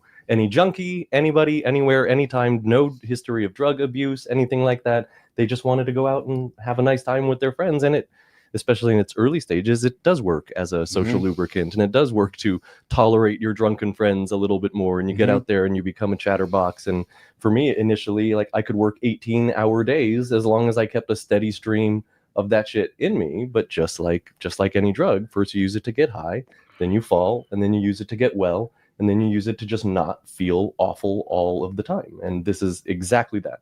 So from 2020 to 2021, I was steadily taking it, and within about 6 months started losing weight, not being social anymore, got super pale, just gnarly, looked awful. And went another 6 months and taking 8 to 10 a day, sometimes more. Had to have one on my nightstand because I would wake up in the middle of the night in complete withdrawals. Had to drink one in the middle of the night just to go back to sleep. Had to drink one the moment that I got up in the morning to not feel like you're going to die. If I didn't have one in the morning, I would go down to the produce stand and I would get there 15 minutes early in hopes that they would open early because I was just tweaking out in withdrawals. And Jesus, man. What sucks about all of this is that I'm no fool when it comes to drugs. Like, I know about them. I've done them. I do my research. I know about things. And something about that gradual process, it wasn't obvious to me what was happening at the time. And I would show up at 5:45 to get it. And I was in a little town and it was only available there or about a half hour away. And guess who would be there at that time? Because that's what he was looking for. Yeah. Like, we're meeting in a back alley to get a fucking bunk heroin deal. And like, if nobody was there, I would buy all that they had. If someone else was there, like, we would get together, be like, do you want to split that? And you want to split that case? Wow. And they only have one, and we would talk about it. Come on, and maybe that other person didn't realize how He didn't severely realize that it addicted was they were to that thing. But it was, to look back, a little bit funny to see some other. So you're telling me you were an advocate. You saw these fucking dark blue bottles and you stopped researching after you fucking saw those bottles? Yeah. Even after all of these things started happening, you're a drug addict. And it's like all of this stuff coming together at one time, and it still didn't dawn on you. Come on, it still didn't dawn on you to be like, oh, hold up, wait a minute, maybe I need to go back to my powder that lasted 6 months, kilo. You know, that doesn't get you high, right? This is not kratom behavior. No, this is how GKC has been formed. Yeah, off of the backs of people like him. Yeah. GKC is Global Kratom Coalition, y'all. The one that did the fake ass protest. Yeah. Oh, I should play that video again. That was It's just crazy how people won't accept their own act, like just personal accountability. Like, hey, I admit it. I was in a bad part, and I wanted to just get away from. I did something that I knew would. I don't know. It's just like what was going through his life that made him do that. Like in 2020, America was thrusted into depression. Yeah, yeah. I mean, it was tough for everybody. I mean, but to sit there and, if you're doing all of the things he literally said, he's waking up in the middle of the night, Yeah. And he feels like he's gonna die. And see, because of stories like him and the way that video is titled, everybody categorizes Kratom, all of Kratom, in this same little category. Yeah. Yep. They're not even differentiating between that. It's a goddamn Kratom extract and it's a kava extract. And he hasn't one time either. Yeah, he same hasn't. 7OH. Well, let's keep watching. There's just a little bit left of this segment, and then I'm going to play one more segment after that. Skinny, tweaked out kind of dude, which, I mean, at the time, like, I was a pillar of my community at the time. So the fucking shame involved in that kind of behavior was atrocious. Yeah, my ex-wife, her and I at the time, like, we were being in a room we never told each other we were secretly addicted to anything. We were just, hey, we're almost out of feel free. Yeah. And then we would get more. And I never looked at her like, wow, like, are you sure you want to do another one? And she never did the same to me. It was like I think if anything, she'd be like, yeah, Jason has a higher tolerance. I usually do half of one and he smashes two. Yeah. And I'm like, yeah, I've always had a higher tolerance. Like, no big deal. No one ever pointed out to us that it was like anything bad. It's really I'm not going to do it anymore. Something's up. I don't feel right. And then when I really, like, the second day of not doing it was when I was like, okay, you've got to be joking me. This is like really bad. I am freaking the fuck out. Yeah. The third day, my manager was watching me, and I was in a head to toe, like, sweatpants with a blanket with the house on it, with the heater on, freezing cold and sweating. And I was like, I feel like I'm seizing up, and I was rocking back and forth. And I was like, I've got to turn the jacuzzi on. If I go, my arms are coming in and I'm locking up. Yeah. If I go into the jacuzzi, it'll like defrost me. I had like some theory, And I was like, I've just got to get to the jacuzzi, and I couldn't get up. And I was like, get up, you know what I mean? Like, do it. And I start to get up, I start to walk, and my legs don't want to move. I get outside, I get to the jacuzzi, and I can't move anymore, and I can't put my hands out. So when I went to crouch down, I just fell over, and I couldn't even put my hands out. I just landed on my side, and I was like 6 feet away from the jacuzzi, and it was like a in-ground one. Yeah. And I was next on the red bricks, and I was just rocking back and forth. And my manager was like, "Are you okay?" And I was like, "Yeah, I'm okay." She's like, "You don't look okay." I'm like, I'm okay. And I'm in a trance because it's been 3 days. I don't want to eat. I think if I just do one, it'll help me. But I know that if I do one, then this feeling is going to be one more day. Mm-hmm. And I'm going to stop here. I mean, I didn't mean to go that far. I just like, what a story. And still no thought of just going back to powder. You know what I mean? Well, that was the other guy that did powder. I don't know if Jason ever did powder or not, but what he's describing is like what we're reading about the 7OH withdrawals. You know, and then Jason later goes on to say that he would smack himself in the head so that he could stun himself to get back to, reality. Right. It's also him talking about him and his wife sitting there. It's like, dude, even I joke around about being addicted to shit. Like, I'm addicted to fucking, 4-inch Doritos right now. I've been eating them for a week straight. Right. You know what I mean? I joke about that shit all the time. It's like, I just find it so hard to believe these people didn't at least have some type of inner voice in their Tylenol. Yeah. Like, hey, man, you know what I mean? Like, y'all just, I don't know. Maybe rich people are different. I don't know. Right. And influencers. Influencers are a different breed. I guess I know David Breger really lost his child. I know that. But he also had Benadryl or diphenhydramine. I don't know if it was exactly Benadryl in his system or what else was in his system. And what kind of kratom did David Breger's son take? I should get my hands on that autopsy report. Yeah, there's a lot of questions about each and every single one of those deaths. Of There's a lot of course. things that aren't even looked into. But this is what gets me though, is that throughout this whole video, they never bring up the fact that kava's in there. You know, they don't differentiate it between, you know, holy powder, extracts, you know, none of that. Well, this video has had 18,000 views. It's only 3 days since it came out. The comments are off the chain. Yeah, 724 comments. But just to have the title of the video be "The Truth Yeah. About Kratom," and truth is in all caps. You know, Dude, there's got to be something else in that damn feel-free shit, as many Yeah. stories as Yeah. I've heard. I know. And I even commented on there. I was like, I could tell that you guys did not go down the rabbit hole of J.W. Ross or Feel Free Tonics or Yeah. GKC. I could tell. yeah. I mean, when they first came out, maybe it's different. You know, maybe it's different now, but something's not adding up. Hey, Like Jason Ellis, get us on your show. Yeah. Exactly. I have another segment to watch. Do y'all want to take a break? Or do you Yeah, want let's do a restroom bathroom break. Yeah, I can do a I do bathroom need break. to go potty. Hold on, let me get the bathroom break song queued up. Yeah, let's do that, and then we'll come back and finish this. It's an interesting video. Misty, I really appreciate you. You know, It's bringing it to our interesting, but attention at the and same getting. time, it's like, Yeah, it's like the whole Feel Free marketing that they did was just insane. They even Yeah. hired people to go on college campuses to give out free products. oh, You know, I bet. let's get these Ridiculous. young 20-somethings addicted to our product. You know, Right. let's make some Yeah. millions about their fuckers. You know,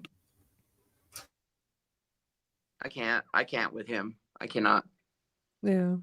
And then like what we're witnessing right now is the whole .org war.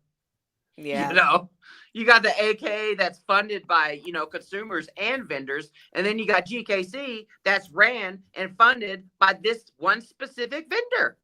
mhm. Yep. Yeah. Yep. Freaking It's pissing got a mad. lot of monies. A lot of monies in Yeah. that Yeah. company and that whole thing. Yep. .org. Yep. Not much gets past us gals, especially Misty Brown. Right. I'll have to play the video from last week. Yeah. There might be somebody here who hasn't seen it yet. Oh, Although I It's wouldn't definitely mind, worth seeing mind because wa- it's just, I wouldn't mind watching it again.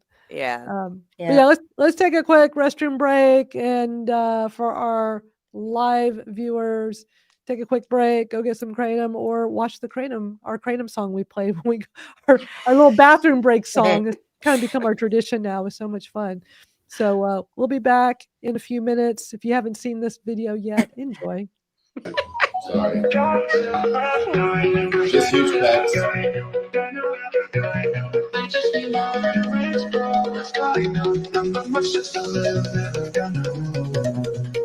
It's Nick. I'm 5'5" and I think that's slick. On TikTok live, chat. I'm just trying to survive. I'm Delulu thinking I'm Tatum. Well, Mariah, where's my Kratom? Honey, I'm on. Popping wheelies and all. I told ya, it's your fault.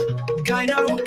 Yeah, come on, this ain't no Cinnabon. But I got beef and a beef. You're trying to fin a beef. Mariah, where is my Kratom? This is all your fault. I blame her, no brainer. I ate centipede from a container. So I lost my apartment and it's all Jack's fault, officer. I am a TikTok influencer. Yeah, I have a certificate. Let me show you it's not a fluke. That on your carpet, no, that's not puke. Chat is Bex, just a little guy, no, that's a flex. Now that's not a guy, no, that's a flex. Kratom.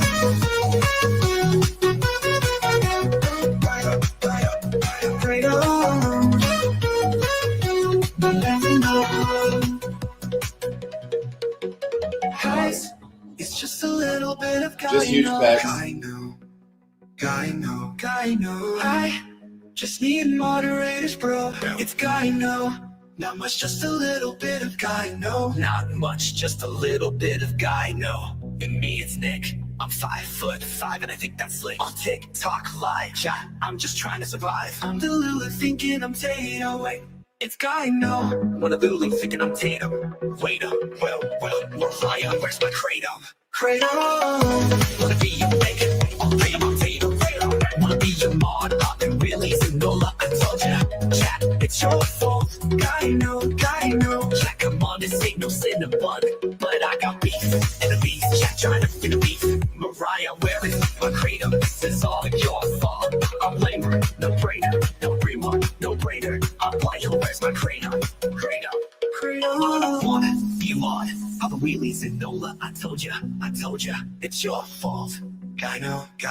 Chat, come on, this ain't no Cinnabon. But I got beef, and a beef. Kept trying to fit a beef. Mariah, where's my Kratom? This is all your fault. I blame her, no brainer. I eat centipede from a container. So I lost my apartment and it's all chat's fault. Officer, I am a TikTok influencer. Chat, I have a certificate. Let me show you it's not a fluke. That on the carpet, no that's not puke. Chat, it's packs, just a little Gyno as I flex. Not that, they're no brainer. I eat centipede from a container. Kratom.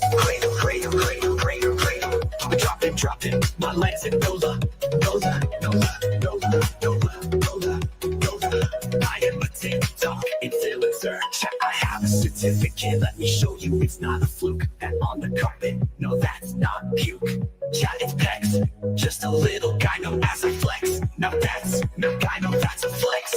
Kratom. I've been dropping my legs in Nola.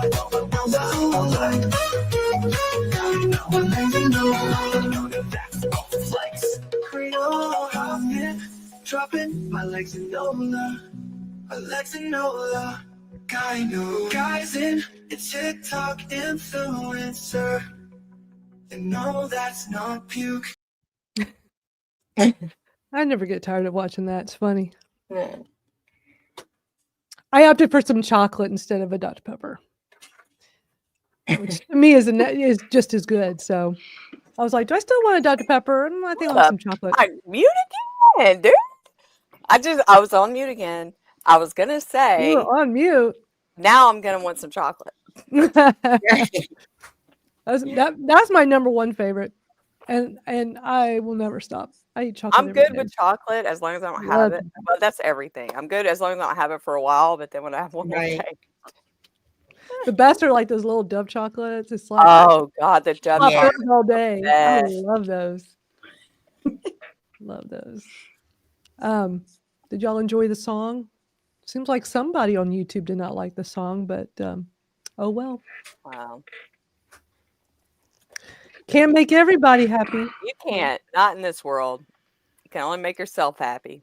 If you don't like what we're showing, there's somewhere else you can go to watch something else. See ya. Go become Mike Tyson's ass right now. Oh, you guys missed that last night. Mike Tyson showed his ass. His He literal did? I ass. saw a clip Yes. of it.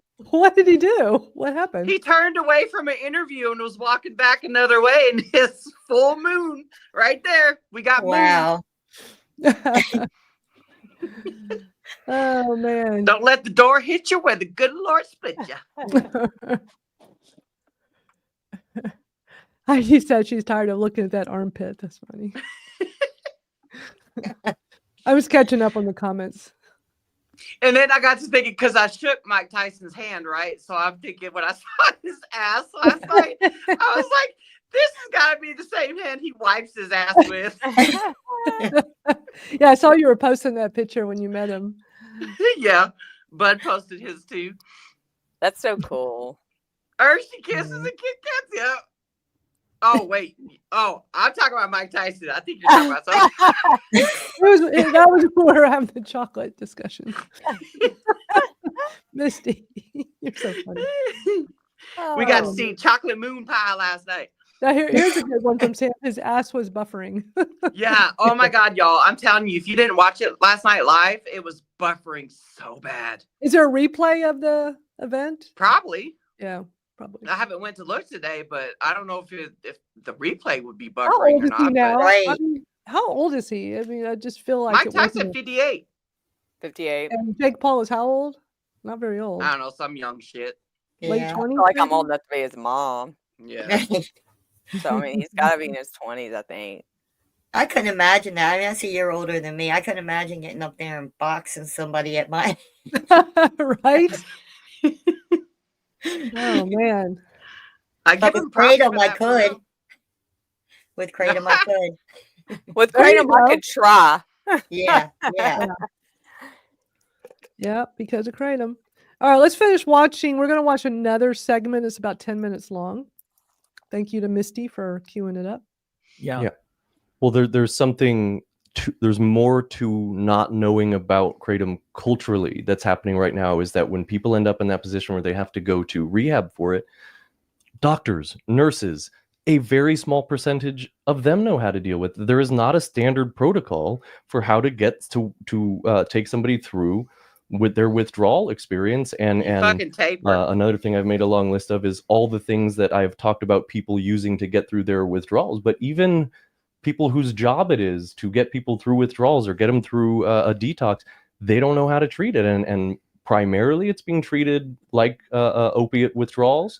So yeah, Suboxone, naltrexone, a bunch, like even just sedatives, benzodiazepines can help. Then you're flirting with a potential other addiction, but it is not entirely known because it's too new of a cultural addiction how to deal with somebody in that state. And some of the people in the groups I'm in have said that they're addicted to other things just so they could get a different treatment plan because they were laughed at when they said, I mean, maybe not literally, but Yeah, not taken seriously, to say that they got addicted to Kratom. And so that's a bad part of it too, to not know how to deal with somebody who's going through a very severe experience because there isn't a protocol for it.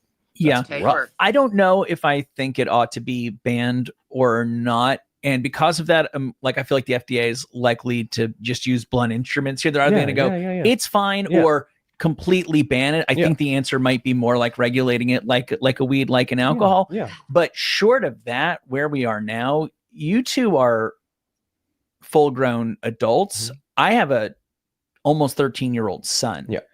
And I know that insanely stupid things we used to do, get in cars, people were drinking whatever, to drive to the worst imaginable neighborhoods to buy a nickel bag of weed. Yeah. If we could have gotten shots of Kratom at our 7-Eleven, everybody and nobody would have been like, because it took me a long time with drinking and drugs and stuff to go, when you do it this much, it kind of works for you. When you do it, that's when it becomes, and it was, I had to learn the lesson a lot of times of that's too far for you. And even still, sometimes as a grown up, I fuck up a little bit. If I'm 13 and I just have easy access to that stuff, and frankly, even if they make it illegal in San Diego, if I'm a kid in San Diego, I could probably figure out how to get some. You're asking, you don't think a kid's gonna have, like, you know, I was saying the vape Kratom.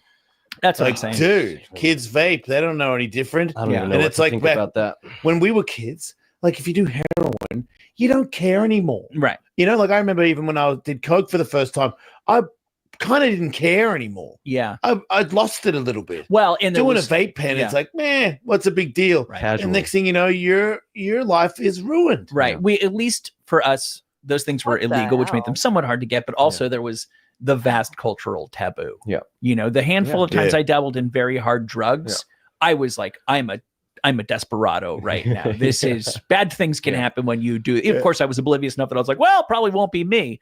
But if it's literally not just at your local gas station, it's at your local health food store. Well, I tell you, it's different in California than in Austin, because I moved here from Austin, Texas. I was up there for 2.5 years, and I want to touch on the Joe Rogan thing too. But in Austin, I have never seen anything like how omnipresent it is there. It is everywhere, all of the time, and I've never been in a store that I saw it in where someone wasn't buying it. Say what you want about the company's strategy for getting it into the culture. They're really good at marketing with, like, whether you get one for free or buy one, get one for $1. It is fucking drug dealer behavior that they're using to get people to consume it, because I mean, there's few other ways that a company could grow as fast as they did with a product like that without being very quickly addictive. But in Austin, it is just everywhere. I have not found it to be the case out here, and big part because Austin is just a hub for whether it's novelty or ambition or newness, but also many of the investors are out there. And that's what I wanted to talk about, getting into the Joe Rogan sphere or circle. Ron White, and I think he's a wonderful comic, seems like a great dude, is He's sober, right? He had to quit drinking, but he's drinking those and Right. bringing them everywhere he goes. I have seen Duncan Trussell drinking them, Ron White, like the episode with Reggie Watts and Joe Rogan started with. That's the very first thing you see, them cheersing a Feel Free and going through what I went through and seeing it enter a sphere of some of my most favorite people in the world. That just broke my fucking heart. Yeah, but Reggie do you seems think like that- he'd be too smart for that. Yeah, but addiction's a real bitch, I was, man. dude. I like. I Not I mean, everybody's I like had you, 5 though. friends recommend it. Yeah. Yeah, I remember like Luke Rockhold was drinking it. Yeah. And I was like, "Have you seen Luke Rockhold with no shirt on? Right. He's as fit as they come." He had the belt and strike force. Yeah. Yeah. I love MMA, Yeah. Michael. But like, how can he still operate? Yeah. And be on that? So I also feel like a lot of these guys, they're not. This is not malicious. I'm not attacking them. Mm-mm. Like I feel Ron White as a guy that I follow. I didn't know that, but like he is an alcoholic. I'm an alcoholic. And when I had to quit drinking, I believe that he quit drinking because of his health. Yeah, absolutely. And then he found this thing where it's like, this takes the edge off, man. And I was very happy that I found this thing that took the edge off because I'm an alcoholic. Yeah. I don't think he knows. I really believe that. Yeah, I could see that. And I think that like I said on social media, like, hey man, this shit ain't that cool. And the people that were coming at me, I was like, why are you coming at me aggressively? I'm not saying like, hey, all the Kratom people in the world are dumbasses. Yeah. I'm saying, hey guys, watch out. I just got off it and it was wow. Yeah. It was really hard to get off. Yeah. It kind of feels like it's like pretty heavy. I wonder if everybody knows about it. And I'm not saying everyone get off it. If you take it right now, you're a dickhead. I'm just saying, hey, everybody, watch out. Yeah. That's it. Yeah. It's Well, pretty unfortunately, gnarly. I think we've all allowed ourselves to be conditioned to a world and largely a social media world where as soon as somebody has an opinion, it's like, well, obviously let's split into 2 camps and call each other fucking morons. Yeah. Like there are other ways of discussing Yeah. nuanced issues than that. For sure. But for me, it's been years since I went through that. And it took me about 6 months to come to terms with that. I don't care what someone has to say about my experience. Like, it doesn't change what happened. And all I'm trying to do is share truth and information. And if that makes you say, fuck me to that, that's fine. It's insanity. It has nothing to do with me. Did yours start in 2020? And I have a specific reason. Like, did you start drinking them in 2020? Mhm. So do you remember that they initially had silver caps Mhm. and that they switched to black, black caps. Yeah. All right, so that's something we talk about in the groups that I'm in. That What does that mean? it was so fucking potent. Like during the trend, Which one? When The black cap or the the sil- initial one. So when they Okay. started to get carbonated and kind of go rotten, was they? I don't know if you noticed this, but I was early in 2020, right when it came out, that I was drinking them. Almost every batch, there was variability. They didn't have a system to it yet. Yeah. And some were so potent, like I could drink a bottle and fucking pass out like a junkie. And on who a knows bed what was and in would have them. just been pleased Yeah. to do that. Wow. I mean, that's And the then as whole they started to thing. get It's like, they're not carbonated, even was also bringing that up. Yeah. Like they, if it were me and these guys, I mean, they're not young dudes. I mean, my first thought would be like, what is in this stuff? Right. I would be going Right. on a, to figure out. I don't know. Why are they And- chasing a high and Yes. abusing this? They became Feel Free's guinea pigs when Feel Free launched. Yeah. Just Yeah. like the 7OH bullshit ass tablets now, the people that are taking them are the literal lab rats for them. I thought they always say when it comes to the extracts and these things that are synthesized that there is more accuracy in the dose. That's what they always say. Yeah. Yeah. Doesn't sound like that was the case when those were new, from what he's describing as a that's very crazy active that there was user. such a discrepancy in them. Yeah. Well, it's because it's not regulated. You know what Yeah. I'm saying? So, I mean, just like with 7OH, it's not regulated, even though it's synthesized. People are just making whatever they, Yeah. whatever they come up with, they sell it. It has no type of process it goes through. And It's it makes crazy. me wonder if Feel Free even has mitragynine in it at all. Yeah. Is it the actual 7OH? Right. Interesting. We'll never know. No. I thought Unless he was going to somebody's give got like a original- reason Well, about somebody take some and test it, do some outside Yeah. testing. Yeah. Or took an older one, like one of the first, like what he's Yeah. talking about. I thought he was going to have an actual like answer for it. And he's like, oh, we just noticed it was more potent. I'm like, oh, he's going to tell it here. He's going to explain into it. It's like, nope. Yeah. No. Right. Because when I was at that champ show, what was explained to me was that when a product has proprietary blend on it as an ingredient, that's the vendor's secrets. Yeah. They don't list what's in it. They just list proprietary blend. I've It's heard like that it's too. like a chef giving away its secrets to their recipes. Right. Right. Yeah. It's their way of not having to divulge it. Yep, their legal loophole. Yeah. There's a few more minutes left of this segment. I'll keep going. When they started fucking with the formula a little bit, and then when they switched to black caps, that there was such a reduction in potency that the first one that I drank during that time, I was so mad about it. And that should also have been an idea of where my head was at during It's like that. when they fuck with Four Loko. Any of it, that you go to get a bag from your person and you do the thing and you're like, that didn't get me. Yeah, somebody stepped on this. Yeah, dude, somebody's cutting this with who knows what. And so it's a distinction in the timeline of the company that if you were on it during the silver cap days, you're in a slightly more secret club than the other people. Not to say it's not potent now and severe, because it is. It seems to be about 5 days of pretty severe withdrawals for even high quantity dosing. But those silver caps were something very, very different, and it was a very noticeable transition when they went to this other thing where they started adding like pineapple juice. It would rot and ferment sometimes, and creating alcohol. Time, they've been sued a number of times, had to change the labeling on the bottle, actually put that Kratom is in it, because it was just like a kava drink or secret herbs and spices, whatever language they were using. They were intentionally not using the word Kratom, and for that reason they came under a lot of scrutiny. Have to be 18 or 21 in a lot of places to get it, and so they have received a lot of heat for their behavior. But I've been saying this for years, that not until a famous person, a wealthy person, the child of either one of those has a severe, troublesome reaction to it, are we going to see an acceleration in the understanding of this. And in the meantime, doing things like this, bit by bit, drop by drop, is the only way that I can see. Like I've talked through dozens of people through their withdrawals just through my Instagram posts, way more than that in this group. Not a day goes by where a new person doesn't enter this WhatsApp group that I'm in, called the Feel Free Sobriety Group. It's delightful. WhatsApp. That every single day someone comes in and they are absolutely fucked. Their family is ruined. Their health is done. They're drinking as many as 18 a day. God.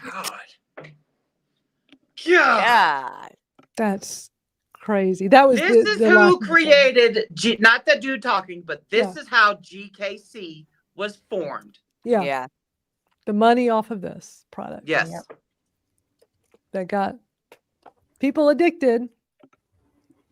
God, it's crazy. Concentrating kava and kratom together into now, are those a single shot? Is that like a one serving, or is it multiple serving? Do y'all know? I don't know, but I would assume it's probably at least 2 servings, but I don't know. If anybody knows, put in the comment, because I'm curious if that's a single shot. They made a lot of money, still making a lot of money off that product, because they're expensive and people are consuming them in large quantities instead of, dealing with whatever issues they have going on. And then they add like you said, the pineapple juice. So he essentially fermented it to make it like alcohol, and the dude was in prison, so he would know how to make prison hooch. Right. Yeah. So, Freely says it's 2. So there are 2, that little bottle, Feel Free, the little blue bottle, 2 servings. Who sits here and figures out what's half a bottle? Yeah. Right. And then saves the rest. Who does that? Yep. No. And so then if he was drinking 18 bottles a day, that is 36 servings, right? That's crazy too. Well, and depending on how they extract the kratom, be it through, alcohol extraction. If it's through alcohol extraction, then there could even be more alcohol in it from that. Yep. Yeah. Yep. And like I said, there's no studies to show the kratom and kava mixture, the combination. Right. There's no studies to show that. he still has yet to produce his studies to the AKA that he claims he has. And he's trying to get laws adjusted. Yep. To benefit his company. Going around to the states that already have the KCPA as law to get that changed to benefit that company. Just like that whole law that he was Ridiculous. trying to pass in California, it would have benefited him and him only. Right. Having to the fee to regulate your product to California would have been over $100,000 a year. When in Just the for state the of first Utah, year. just For for the the first first year. year. And in the state of Utah, it's only 200 and something bucks a year. Mm-hmm. Now he's all on this fucking temper tantrum because technically his products violate the KCPA in Utah. So now the Department of Agriculture in Utah has delisted him. So he's on this little rampage. Yeah. Hiring fake actors. And speaking of, that's what we're going to watch next. Is we're going to watch something we watched last week, but it's just a perfect timing to watch this again if anybody was not with us last week. Misty uncovered all kinds of interesting information that has to do with the GKC, which was funded by Feel Free. So I'm going to do the same order I did last week. I'm going to play the news stories, 2.5 minutes long. Then I'm going to play 2 of Misty's video, the short one and then the long one. So let's watch this together, see what y'all think. If you have not seen this yet, hold on. You're in for a surprise because this is very interesting stuff. You're going to be like, wow. Mm-hmm. All right, Tony, thank you. More than a dozen people gathered to protest against the American Kratom Association Leadership Conference held in Warwick this afternoon. Kratom is an herbal substance that proponents say helps treat addiction, while some doctors believe it could be potentially dangerous. And today, protesters demanded more regulation within the Kratom industry to ensure consumer safety. 12 News reporter Valerie Moravi was there and joins us now live with the latest. Valerie? That's right. Although the herbal substance remains illegal in the state of Rhode Island, many regulation advocates are still fighting for consumer safety. And that's the case of David Breger of New Hampshire, who says he was stunned when an autopsy concluded that his son died from the toxic effects of kratom.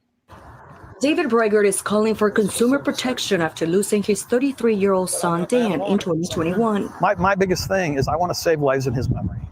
That's what I'm doing. He says Dan died after consuming an extract linked to kratom. It's an extract that killed my son. It was 12 doses in a teeny little bottle. On the website, didn't have dosage instructions. He just took a product that should have been regulated. And if it was regulated the way we want it regulated, he'd still be here today. Meanwhile, vendors from across the country are... I have to stop for a minute. That would have made him not drink 12 doses in one bottle? I have to back up a little bit. Now, for those who have not seen this yet, any of this, because we already watched this last week. When you see the next 2 videos, what you're seeing right here will make sense. But here's what's so interesting. Notice how the people holding the signs don't want their face being seen on a news story. When do you see protesters holding signs over their face so you don't see who they are? Never. They want you to see who they are. They're there. They're usually up in your face. They are there to show their face and be loud and proud about what they're showing and what their message. But so interesting how these random people are hiding behind signs. So look at this. Look at that. Meanwhile, Just vendors hold up. from across the country arrived to Rhode Island to hear a panel discussion about the science behind kratom and the concerns surrounding the product formulation. Government regulators and health professionals often oppose to use of the herbal substance, saying it can be addictive and potentially dangerous. While advocates like Mac Haddo from the American Kratom Association says it can boost your mood and mellow you out. It has also been used to help treat addiction. 20 million consumers of kratom. Most use it as a replacement for a cup of coffee because it gives you an increased focus and it gives you increased energy. Higher doses of kratom, serving sizes, help people with anxiety and depression. But he says it's important to understand and educate consumers of its limitations. Haddo says the FDA should also impose regulations on kratom. We think that the Food and Drug Administration should properly regulate kratom as a botanical supplement with all of the restrictions, we're willing as a consumer advocacy organization to go a little further. We think that the product appropriately can be placed behind the counter. In July, Governor Dan McKees vetoed 5 bills, including measures to legalize kratom, citing concerns from multiple state agencies. For now, for more details, you can visit WPRI.com. Valerie Moravi, 12 News. All right, we're going to go right into the next video. So just remember everything you just saw, if you haven't seen this yet. Now, we're going to watch 2 of Misty's videos. This is the first one. Folks are paid actors. They got paid $200 to pretend to be protesters at the Rhode Island Kratom Vendor Summit today that the American Kratom Association hosted. The reporter is fake too. I don't trust the Global Kratom Coalition nor anyone who supports them. Watch till the end. How are you?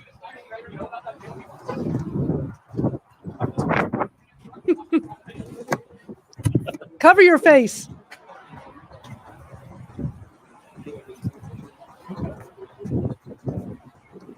You don't want to be on camera, but you want me to be on camera? What's the deal with that?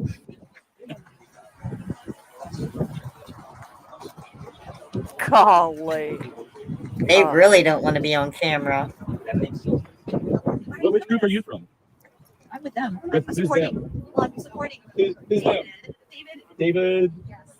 Do you know what David's last name is? David Brenner? Yeah. She has no idea what at least I know who I'm with. So, okay. Well, enjoy.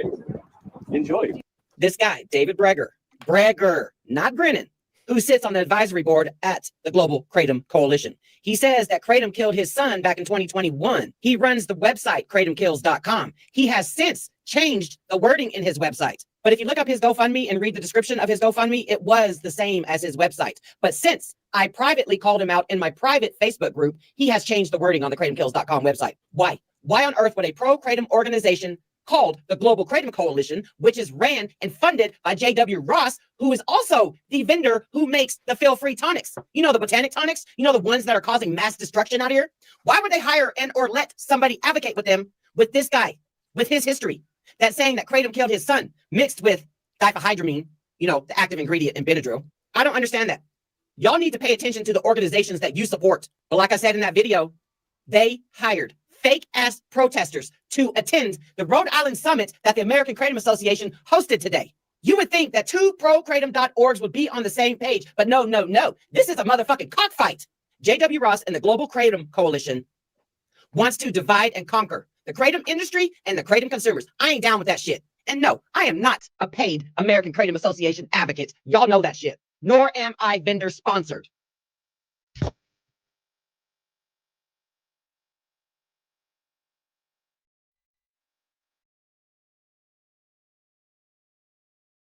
Great video, Misty. Now we're going to play your next video. So if anybody hasn't seen this yet, you're probably pretty shocked at the moment going, what the hell? And in this video, Misty goes even deeper with this and has the receipts. She's going to show you the proof that those were hired actors. Yep. Misty, you should be an investigative reporter. You're so good at this. You're so freaking good at this. Yeah. Oh, you know what? Real quick before I do that, hold on. Let me. Yeah, Misty can connect the dots. Arlette, which is Venus's mom, posted a really good comment while we were watching that. Ignorance is so harmful, but grief is so overwhelming. And sometimes we need something to blame to ease the pain. When we lose those we love, we grasp at anything to ease the pain. And such a great point. Yeah. And I can totally get that. I really can. That kind of sounds like song lyrics. Yeah, it does. It sure does. But well said. And you know, we get it. We know those families are suffering through grief, and we get that. But demonizing a plant. Yeah, again, if it were me, you know, I might go through that. You know, everybody handles grief differently. But at the end of the day, I would want to know the absolute 100% truth. I would want to know that they, you know, did everything they could to find out what actually took my son's life. You know, was there an underlying condition? Was, you know, there's a lot of factors that are overlooked or not even, you know, not even thought of. Great example of that is the man in Ohio that died, and the coroner put it down as kratom because there was a package of kratom in his home. The mother said, no, that's not what he died from. Find out what he really died from. And they wouldn't even do it at first. She had to go to court, right? Isn't that right? She had to go to court to get the coroner to do their job. Coroners are voted into office or elected or whatever. They're not always true medical professionals. Yeah, and they still couldn't do it because they lost it or something. They lost they lost the blood samples. So she'll never know. She'll never know. And the coroner called her the next morning to tell her that kratom killed her son. You don't get toxicology reports back that fast. No, you sure don't. They just didn't want to do their job. They were being lazy. And that's just one mom that spoke up because she knows. And so, I don't know. She knows that kratom was saving his life. Right. Yeah. Yep. And it's just sad that there are parts of the country where they're just not going to do their job. And that's really sad. That's really sad. All right, I'm going to play the next video because this is so eye-opening. Misty, you're so good at this. You could totally tell that they have no idea why they are even there. They got paid $200 each. Here's the casting call details. $200 each for an estimated 4 hours of work, which means standing there and holding signs that they have no idea what the signs even mean. Look at this. Hired a fake reporter and fake demonstrators. Why? Why would they need to do that? Why would the Global Kratom Coalition need to do that? And that's not all. Whoever is running this news story, WPRI's YouTube channel, they are deleting our comments. I know I commented on their post last night. It's no longer there. I commented earlier today. My comment is no longer there. I emailed the news reporters. I haven't heard anything back. But is somebody paying somebody to silence us that know the truth? So before I show you the news story, let me give you a little background on this David Breger dude. He says that his son died from a kratom overdose in 2021 in Colorado. Toxic effects of kratom and diphenhydramine, which is the active ingredient in Benadryl. He is heavily involved in our opposition group. He has a kratomkills.com website. He has a GoFundMe where he raised $6,100 so that he could go nationwide to get kratom put on the Schedule 1 drug list. Now, the Global Kratom Coalition is ran by this guy named J.W. Ross, who happens to be the owner of those little dark blue bottles, feel-free tonics. Now, why on earth would GKC, aka J.W. Ross, aka feel-free tonics, why on earth would they have an anti-kratom person sitting on their advisory board, their advocate advisory board? Is he a planted mole? Anyways, check out the news story. Thank you. More than a dozen people gathered to protest against the American. Misty, do you know if my comment's still up there? I haven't been back on the news story because that's okay. So what Misty's showing here is the news story we watch in Rhode Island. I had gone to their Facebook, their YouTube, and that's my comment on there. And Misty and Jennifer, y'all both had comments that were taken down because when I got on there and posted that, I didn't see their comments, but I haven't been back since last week to see if that was still there. But it's just like this. Like, do they just think that people don't put two and two together and figure out what's really going on? And then the news station won't listen and at least they still haven't emailed me back either. I mean, aren't news stations supposed to be non-biased? No, news stations are garbage, man. Yeah, they who knows, they might have gotten a check too from JW. Yeah, who knows? It makes you think. Wouldn't be surprised. What's the title of that? I don't know. Of that? Shit. Let me go. Hold on. I will. Give me 1 second. I'll get I found it. He would still be here. Father calls for kratom regulations.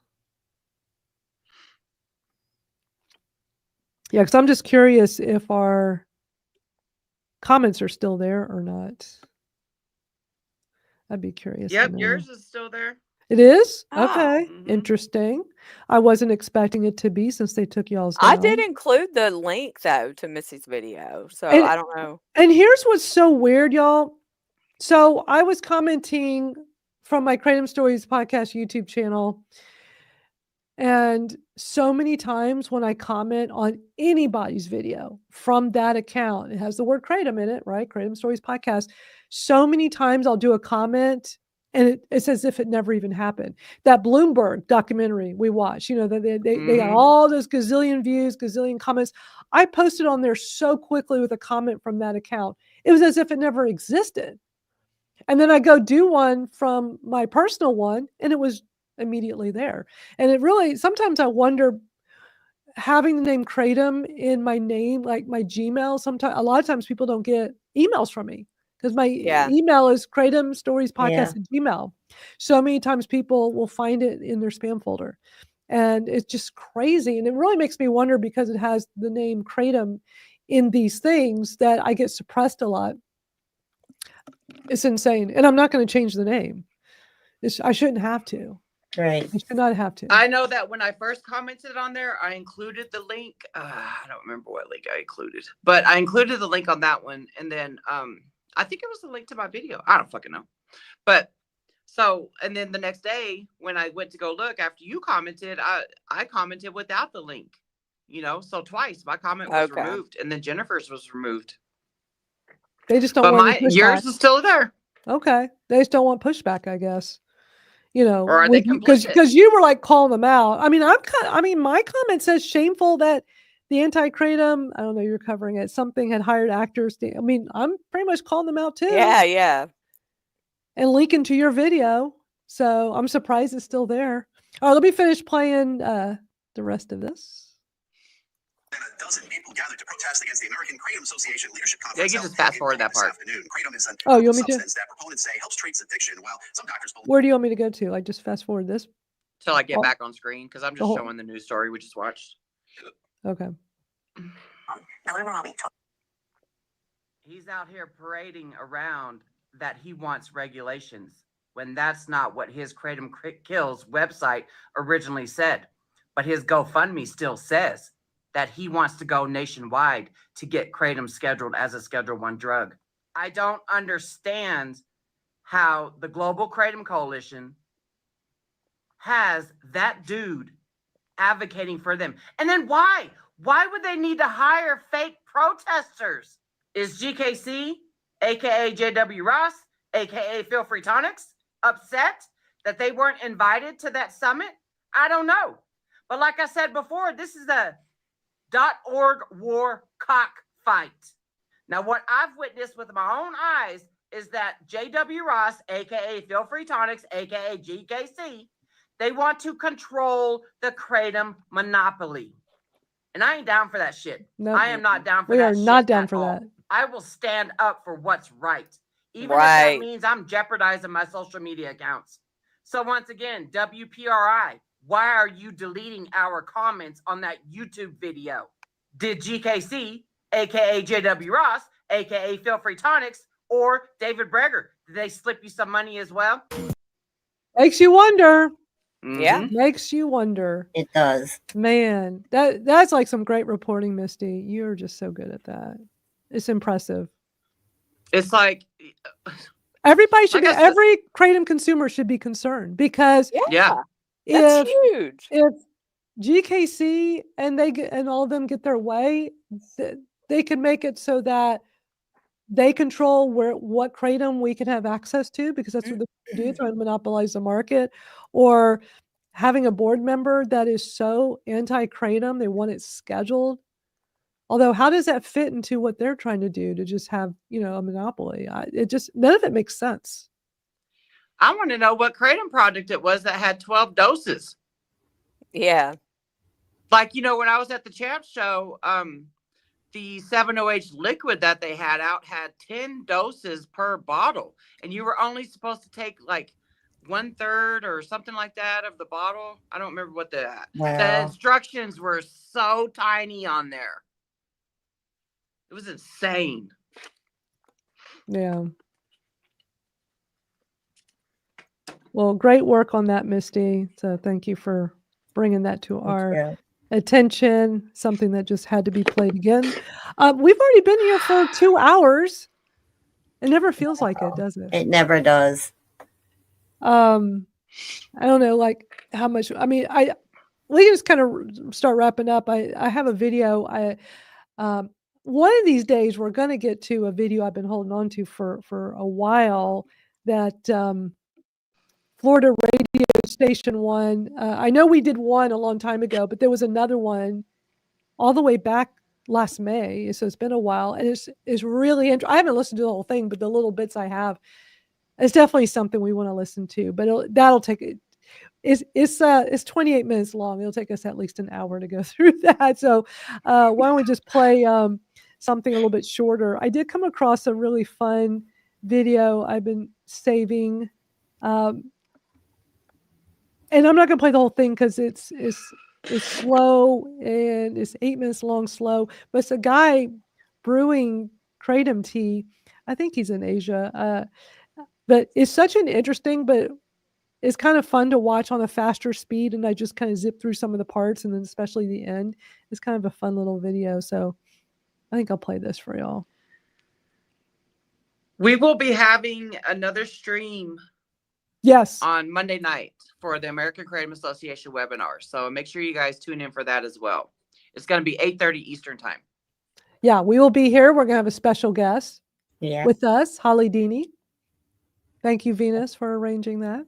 Oh, you're welcome. I appreciate Holly doing it. I'm excited because I like doing the late nights where I can just chill back in my bed and get in the comments and see everything and watch, because I just love seeing. I love feeling what everybody else feels while they're sitting there watching us. You know what I mean?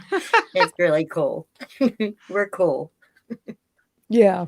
I know it'd be late for you over there when they're presenting those meetings like that. Yeah. But it's important, you know, we are being silenced. Yeah. You know, the AKA page, Facebook is still down.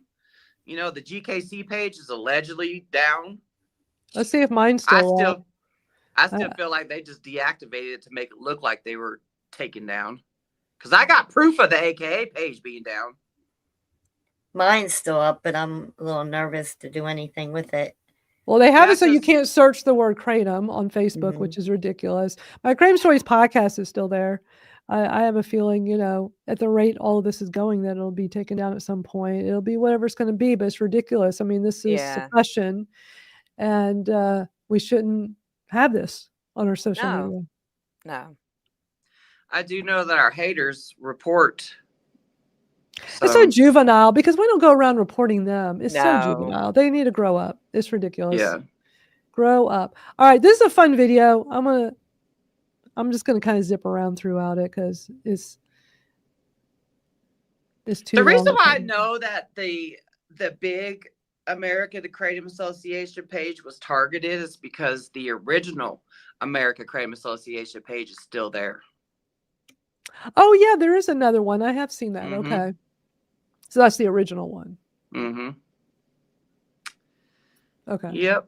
I got you. Interesting. I gotcha. All right, so this is kind of fun watching a dude brew the real Kratom tea. I have it sped up a bit, but I'm just going to kind of zip around a little bit because it's kind of boring. It's kind of boring to watch the whole thing. That's good. I thought you had a sock. Like big old bag of Kratom.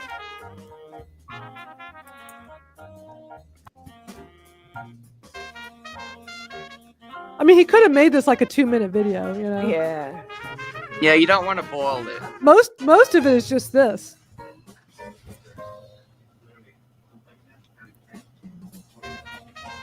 I don't like the smell when it's simmering. He's funny. He's always making little gestures.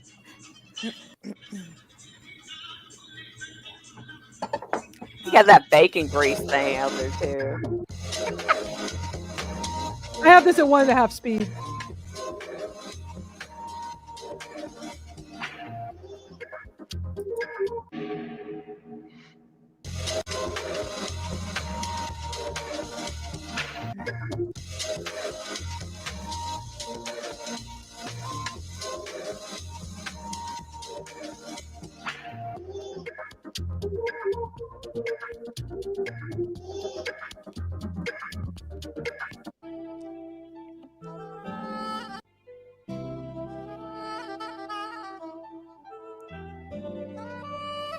Oh, that's nice. Look at that. Yeah. I would have spilled that looks shit good. everywhere.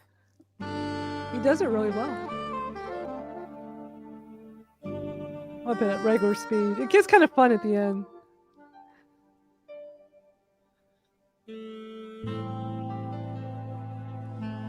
That would last a while, right? I would think. Look at that. It is pretty. It is. Yeah. Doesn't look like our swamp water. It sure doesn't. I feel like I'm watching a 90s movie. Yeah. Yeah. It's that music, man. The best part's the very end. It's almost over.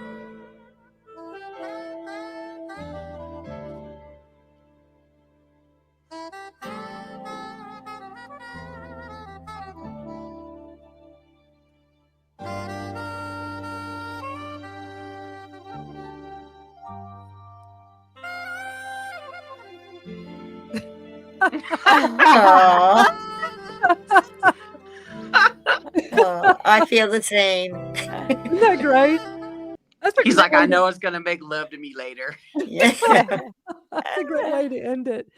Oh, it was just 8 minutes of that was a little too much, but yeah. it was fun to just kind of watch it sped up a bit and then slow down for the end. That was a cool little video. I've been wanting to show that to y'all for a while.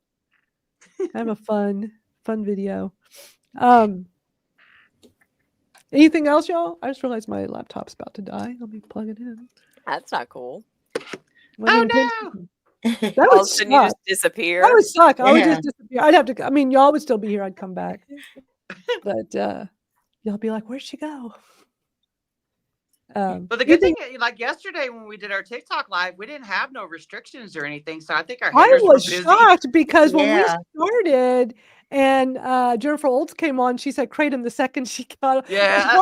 It's hard to not say it. Yeah, it in the is. TikTok live, and a couple of times it was said. I was very proud of myself. I didn't say it once.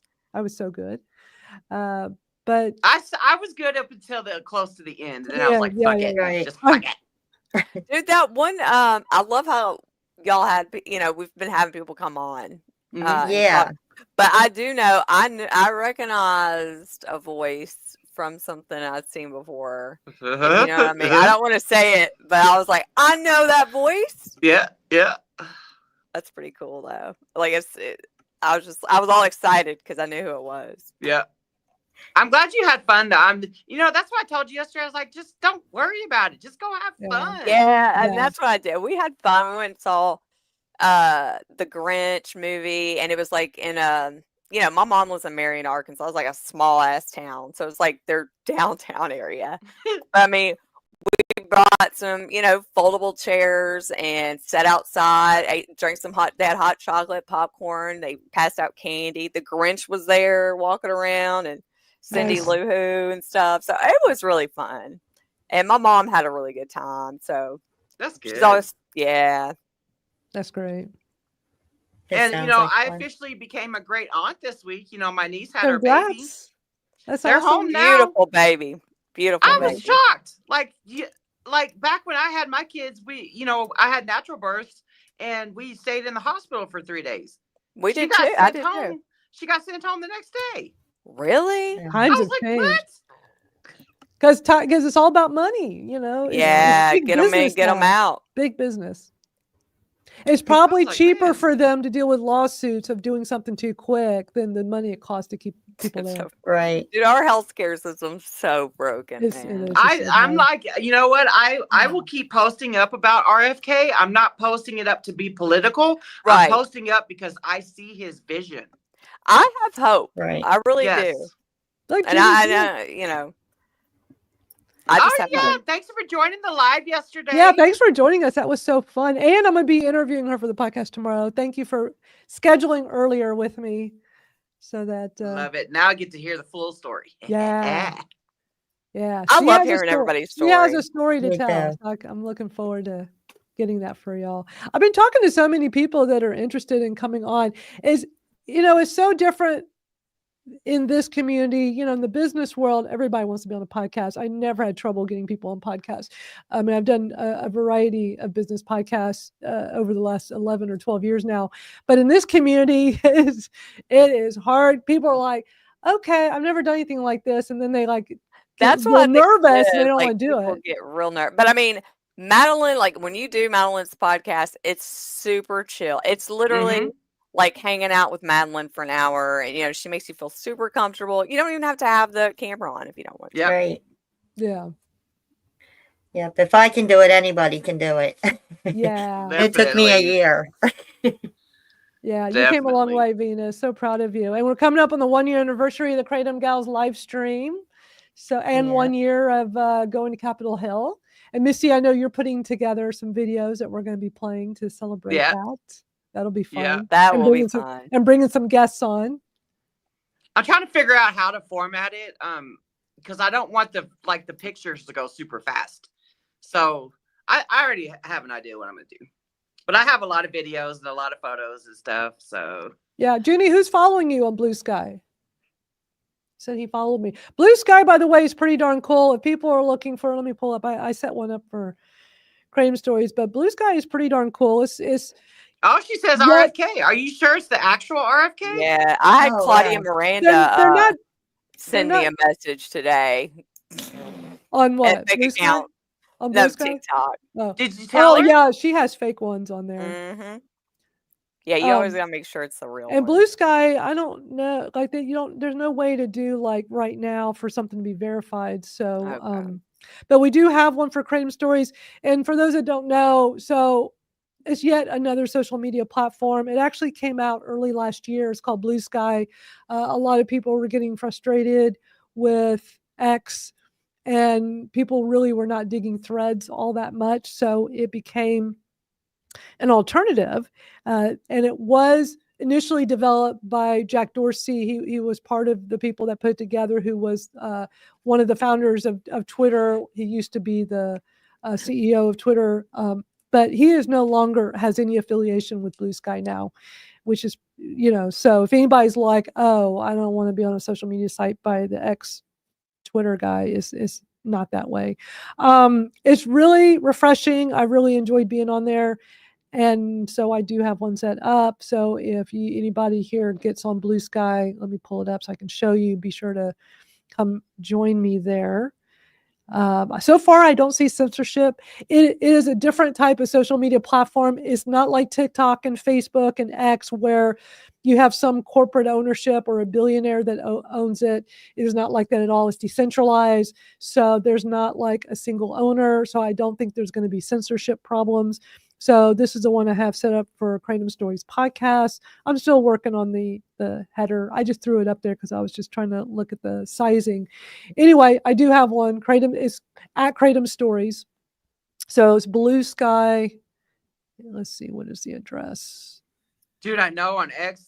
Well, like Madeline, whenever you were talking about Bluesky, I didn't understand why people were, ganging up to leave X, but then I started seeing it in my feed on why people are leaving X. It's got something to do with the update, right?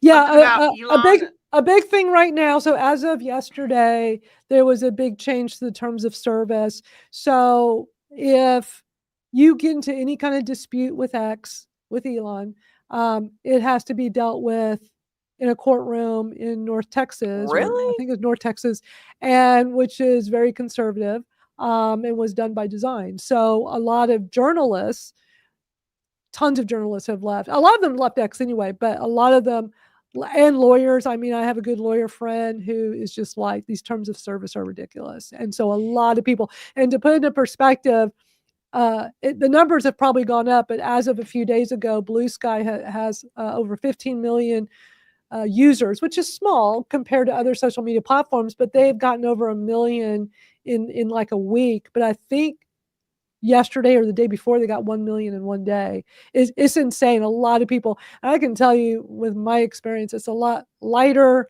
It's a lot friendlier over there. It's been pretty darn nice.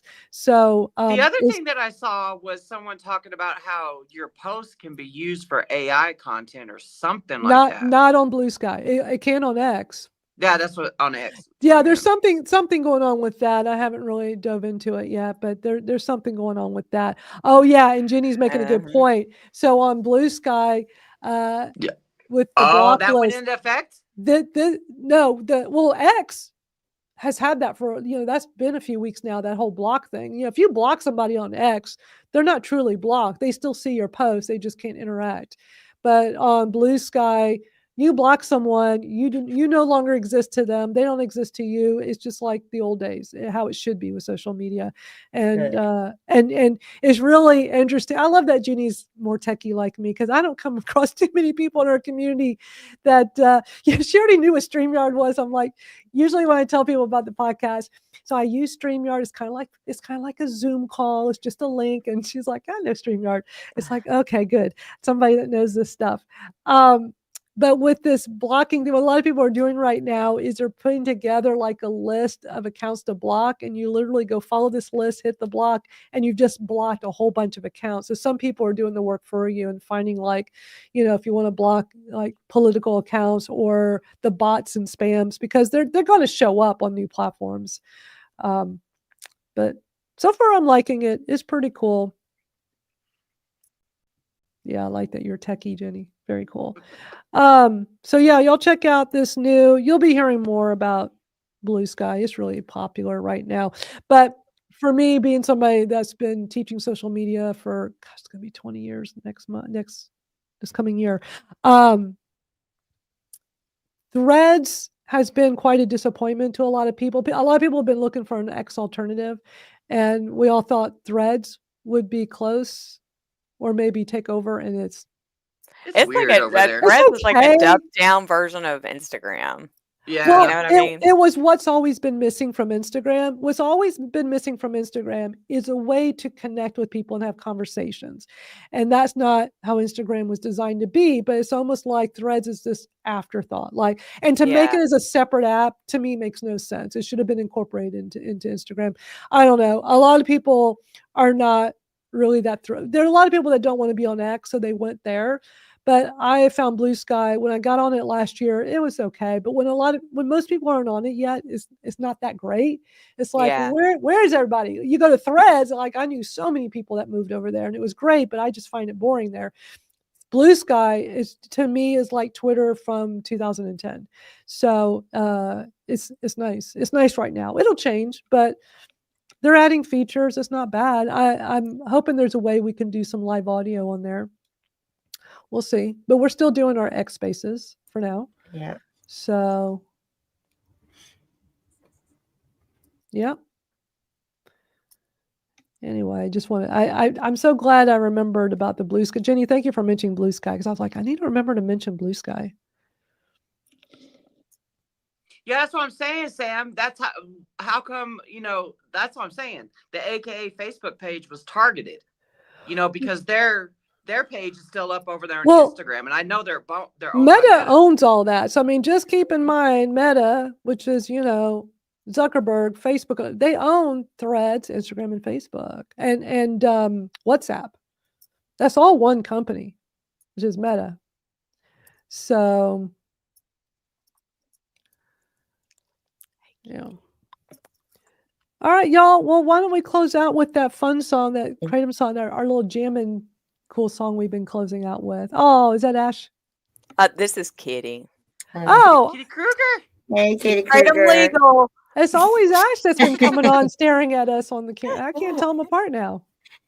Oh, so cute. Black cats are the best, man. Y'all, these memes of the Mike Tyson fight, they're hilarious. I bet. So y'all come join us Monday night for the AKA webinar. We're going to live stream it here. We'll be back next Saturday for more videos. And yeah, always a great time here. Thank y'all so much for hanging out. And Friday on TikTok. And Friday on TikTok. And Friday on TikTok and Thursday on X. We are all over the place. We do lots. It's so much fun. It's fun. Yeah, like I was talking about on Spaces the other day. I had a dream the other night. I slept really hard, but the entire night I just dreamt about advocating. Like I was doing, like it was like one of those like really vivid dreams, you know, and I can't even remember like typing stuff and talking. And I woke up and I'm like, well, it's kind of like, here we go, just a continuation of my life. Right. But you know, I wouldn't have it any other way. Yeah. Maybe that's an omen that another Washington D.C. trip is coming up or something. Yeah. Or the Arkansas Yeah. hearing. The Yeah. Arkansas hearing. Yeah. Yep. I am looking forward to that one. I just need a date. And then I'm Right. going to crowdfund you guys. So, you know, whenever I crowdfund for this to get advocates out there to the Arkansas KCPA hearing, we got to go support Julian Price and her fam. Yep. You know, Right. we won't let Marshall Price's death be in vain. No That's way. right. We sure won't. Christopher, thank you for joining us. We appreciate your support. Thank you so much. Yeah, and tell Holly to, you know, thank her for coming on Monday night with us. Yeah. Yeah, I really appreciate that too. All right, we're going to play our favorite new Kratom song to close out. A different one than the bathroom break song. And we'll see y'all Monday night. Thanks everybody for coming. Bye. Thank you. Bye-bye.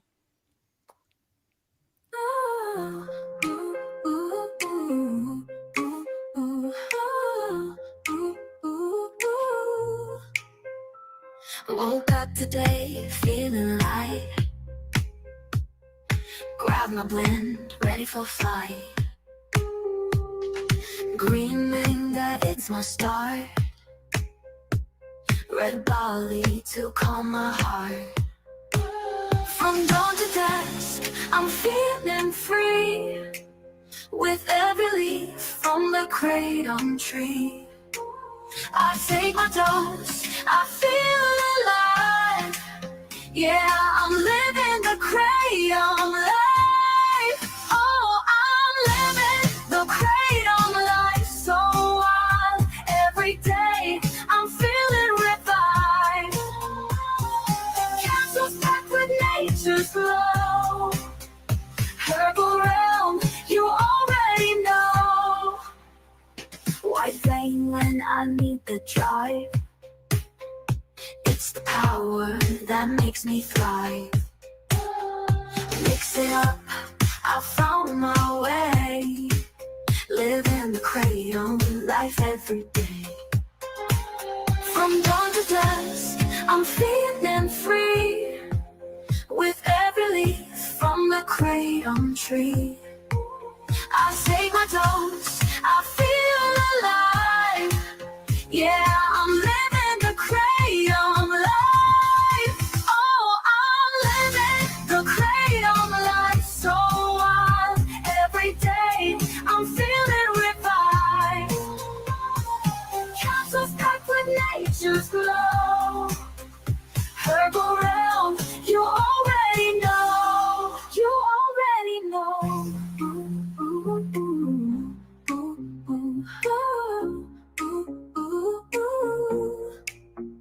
When the day is long, I feel the strain.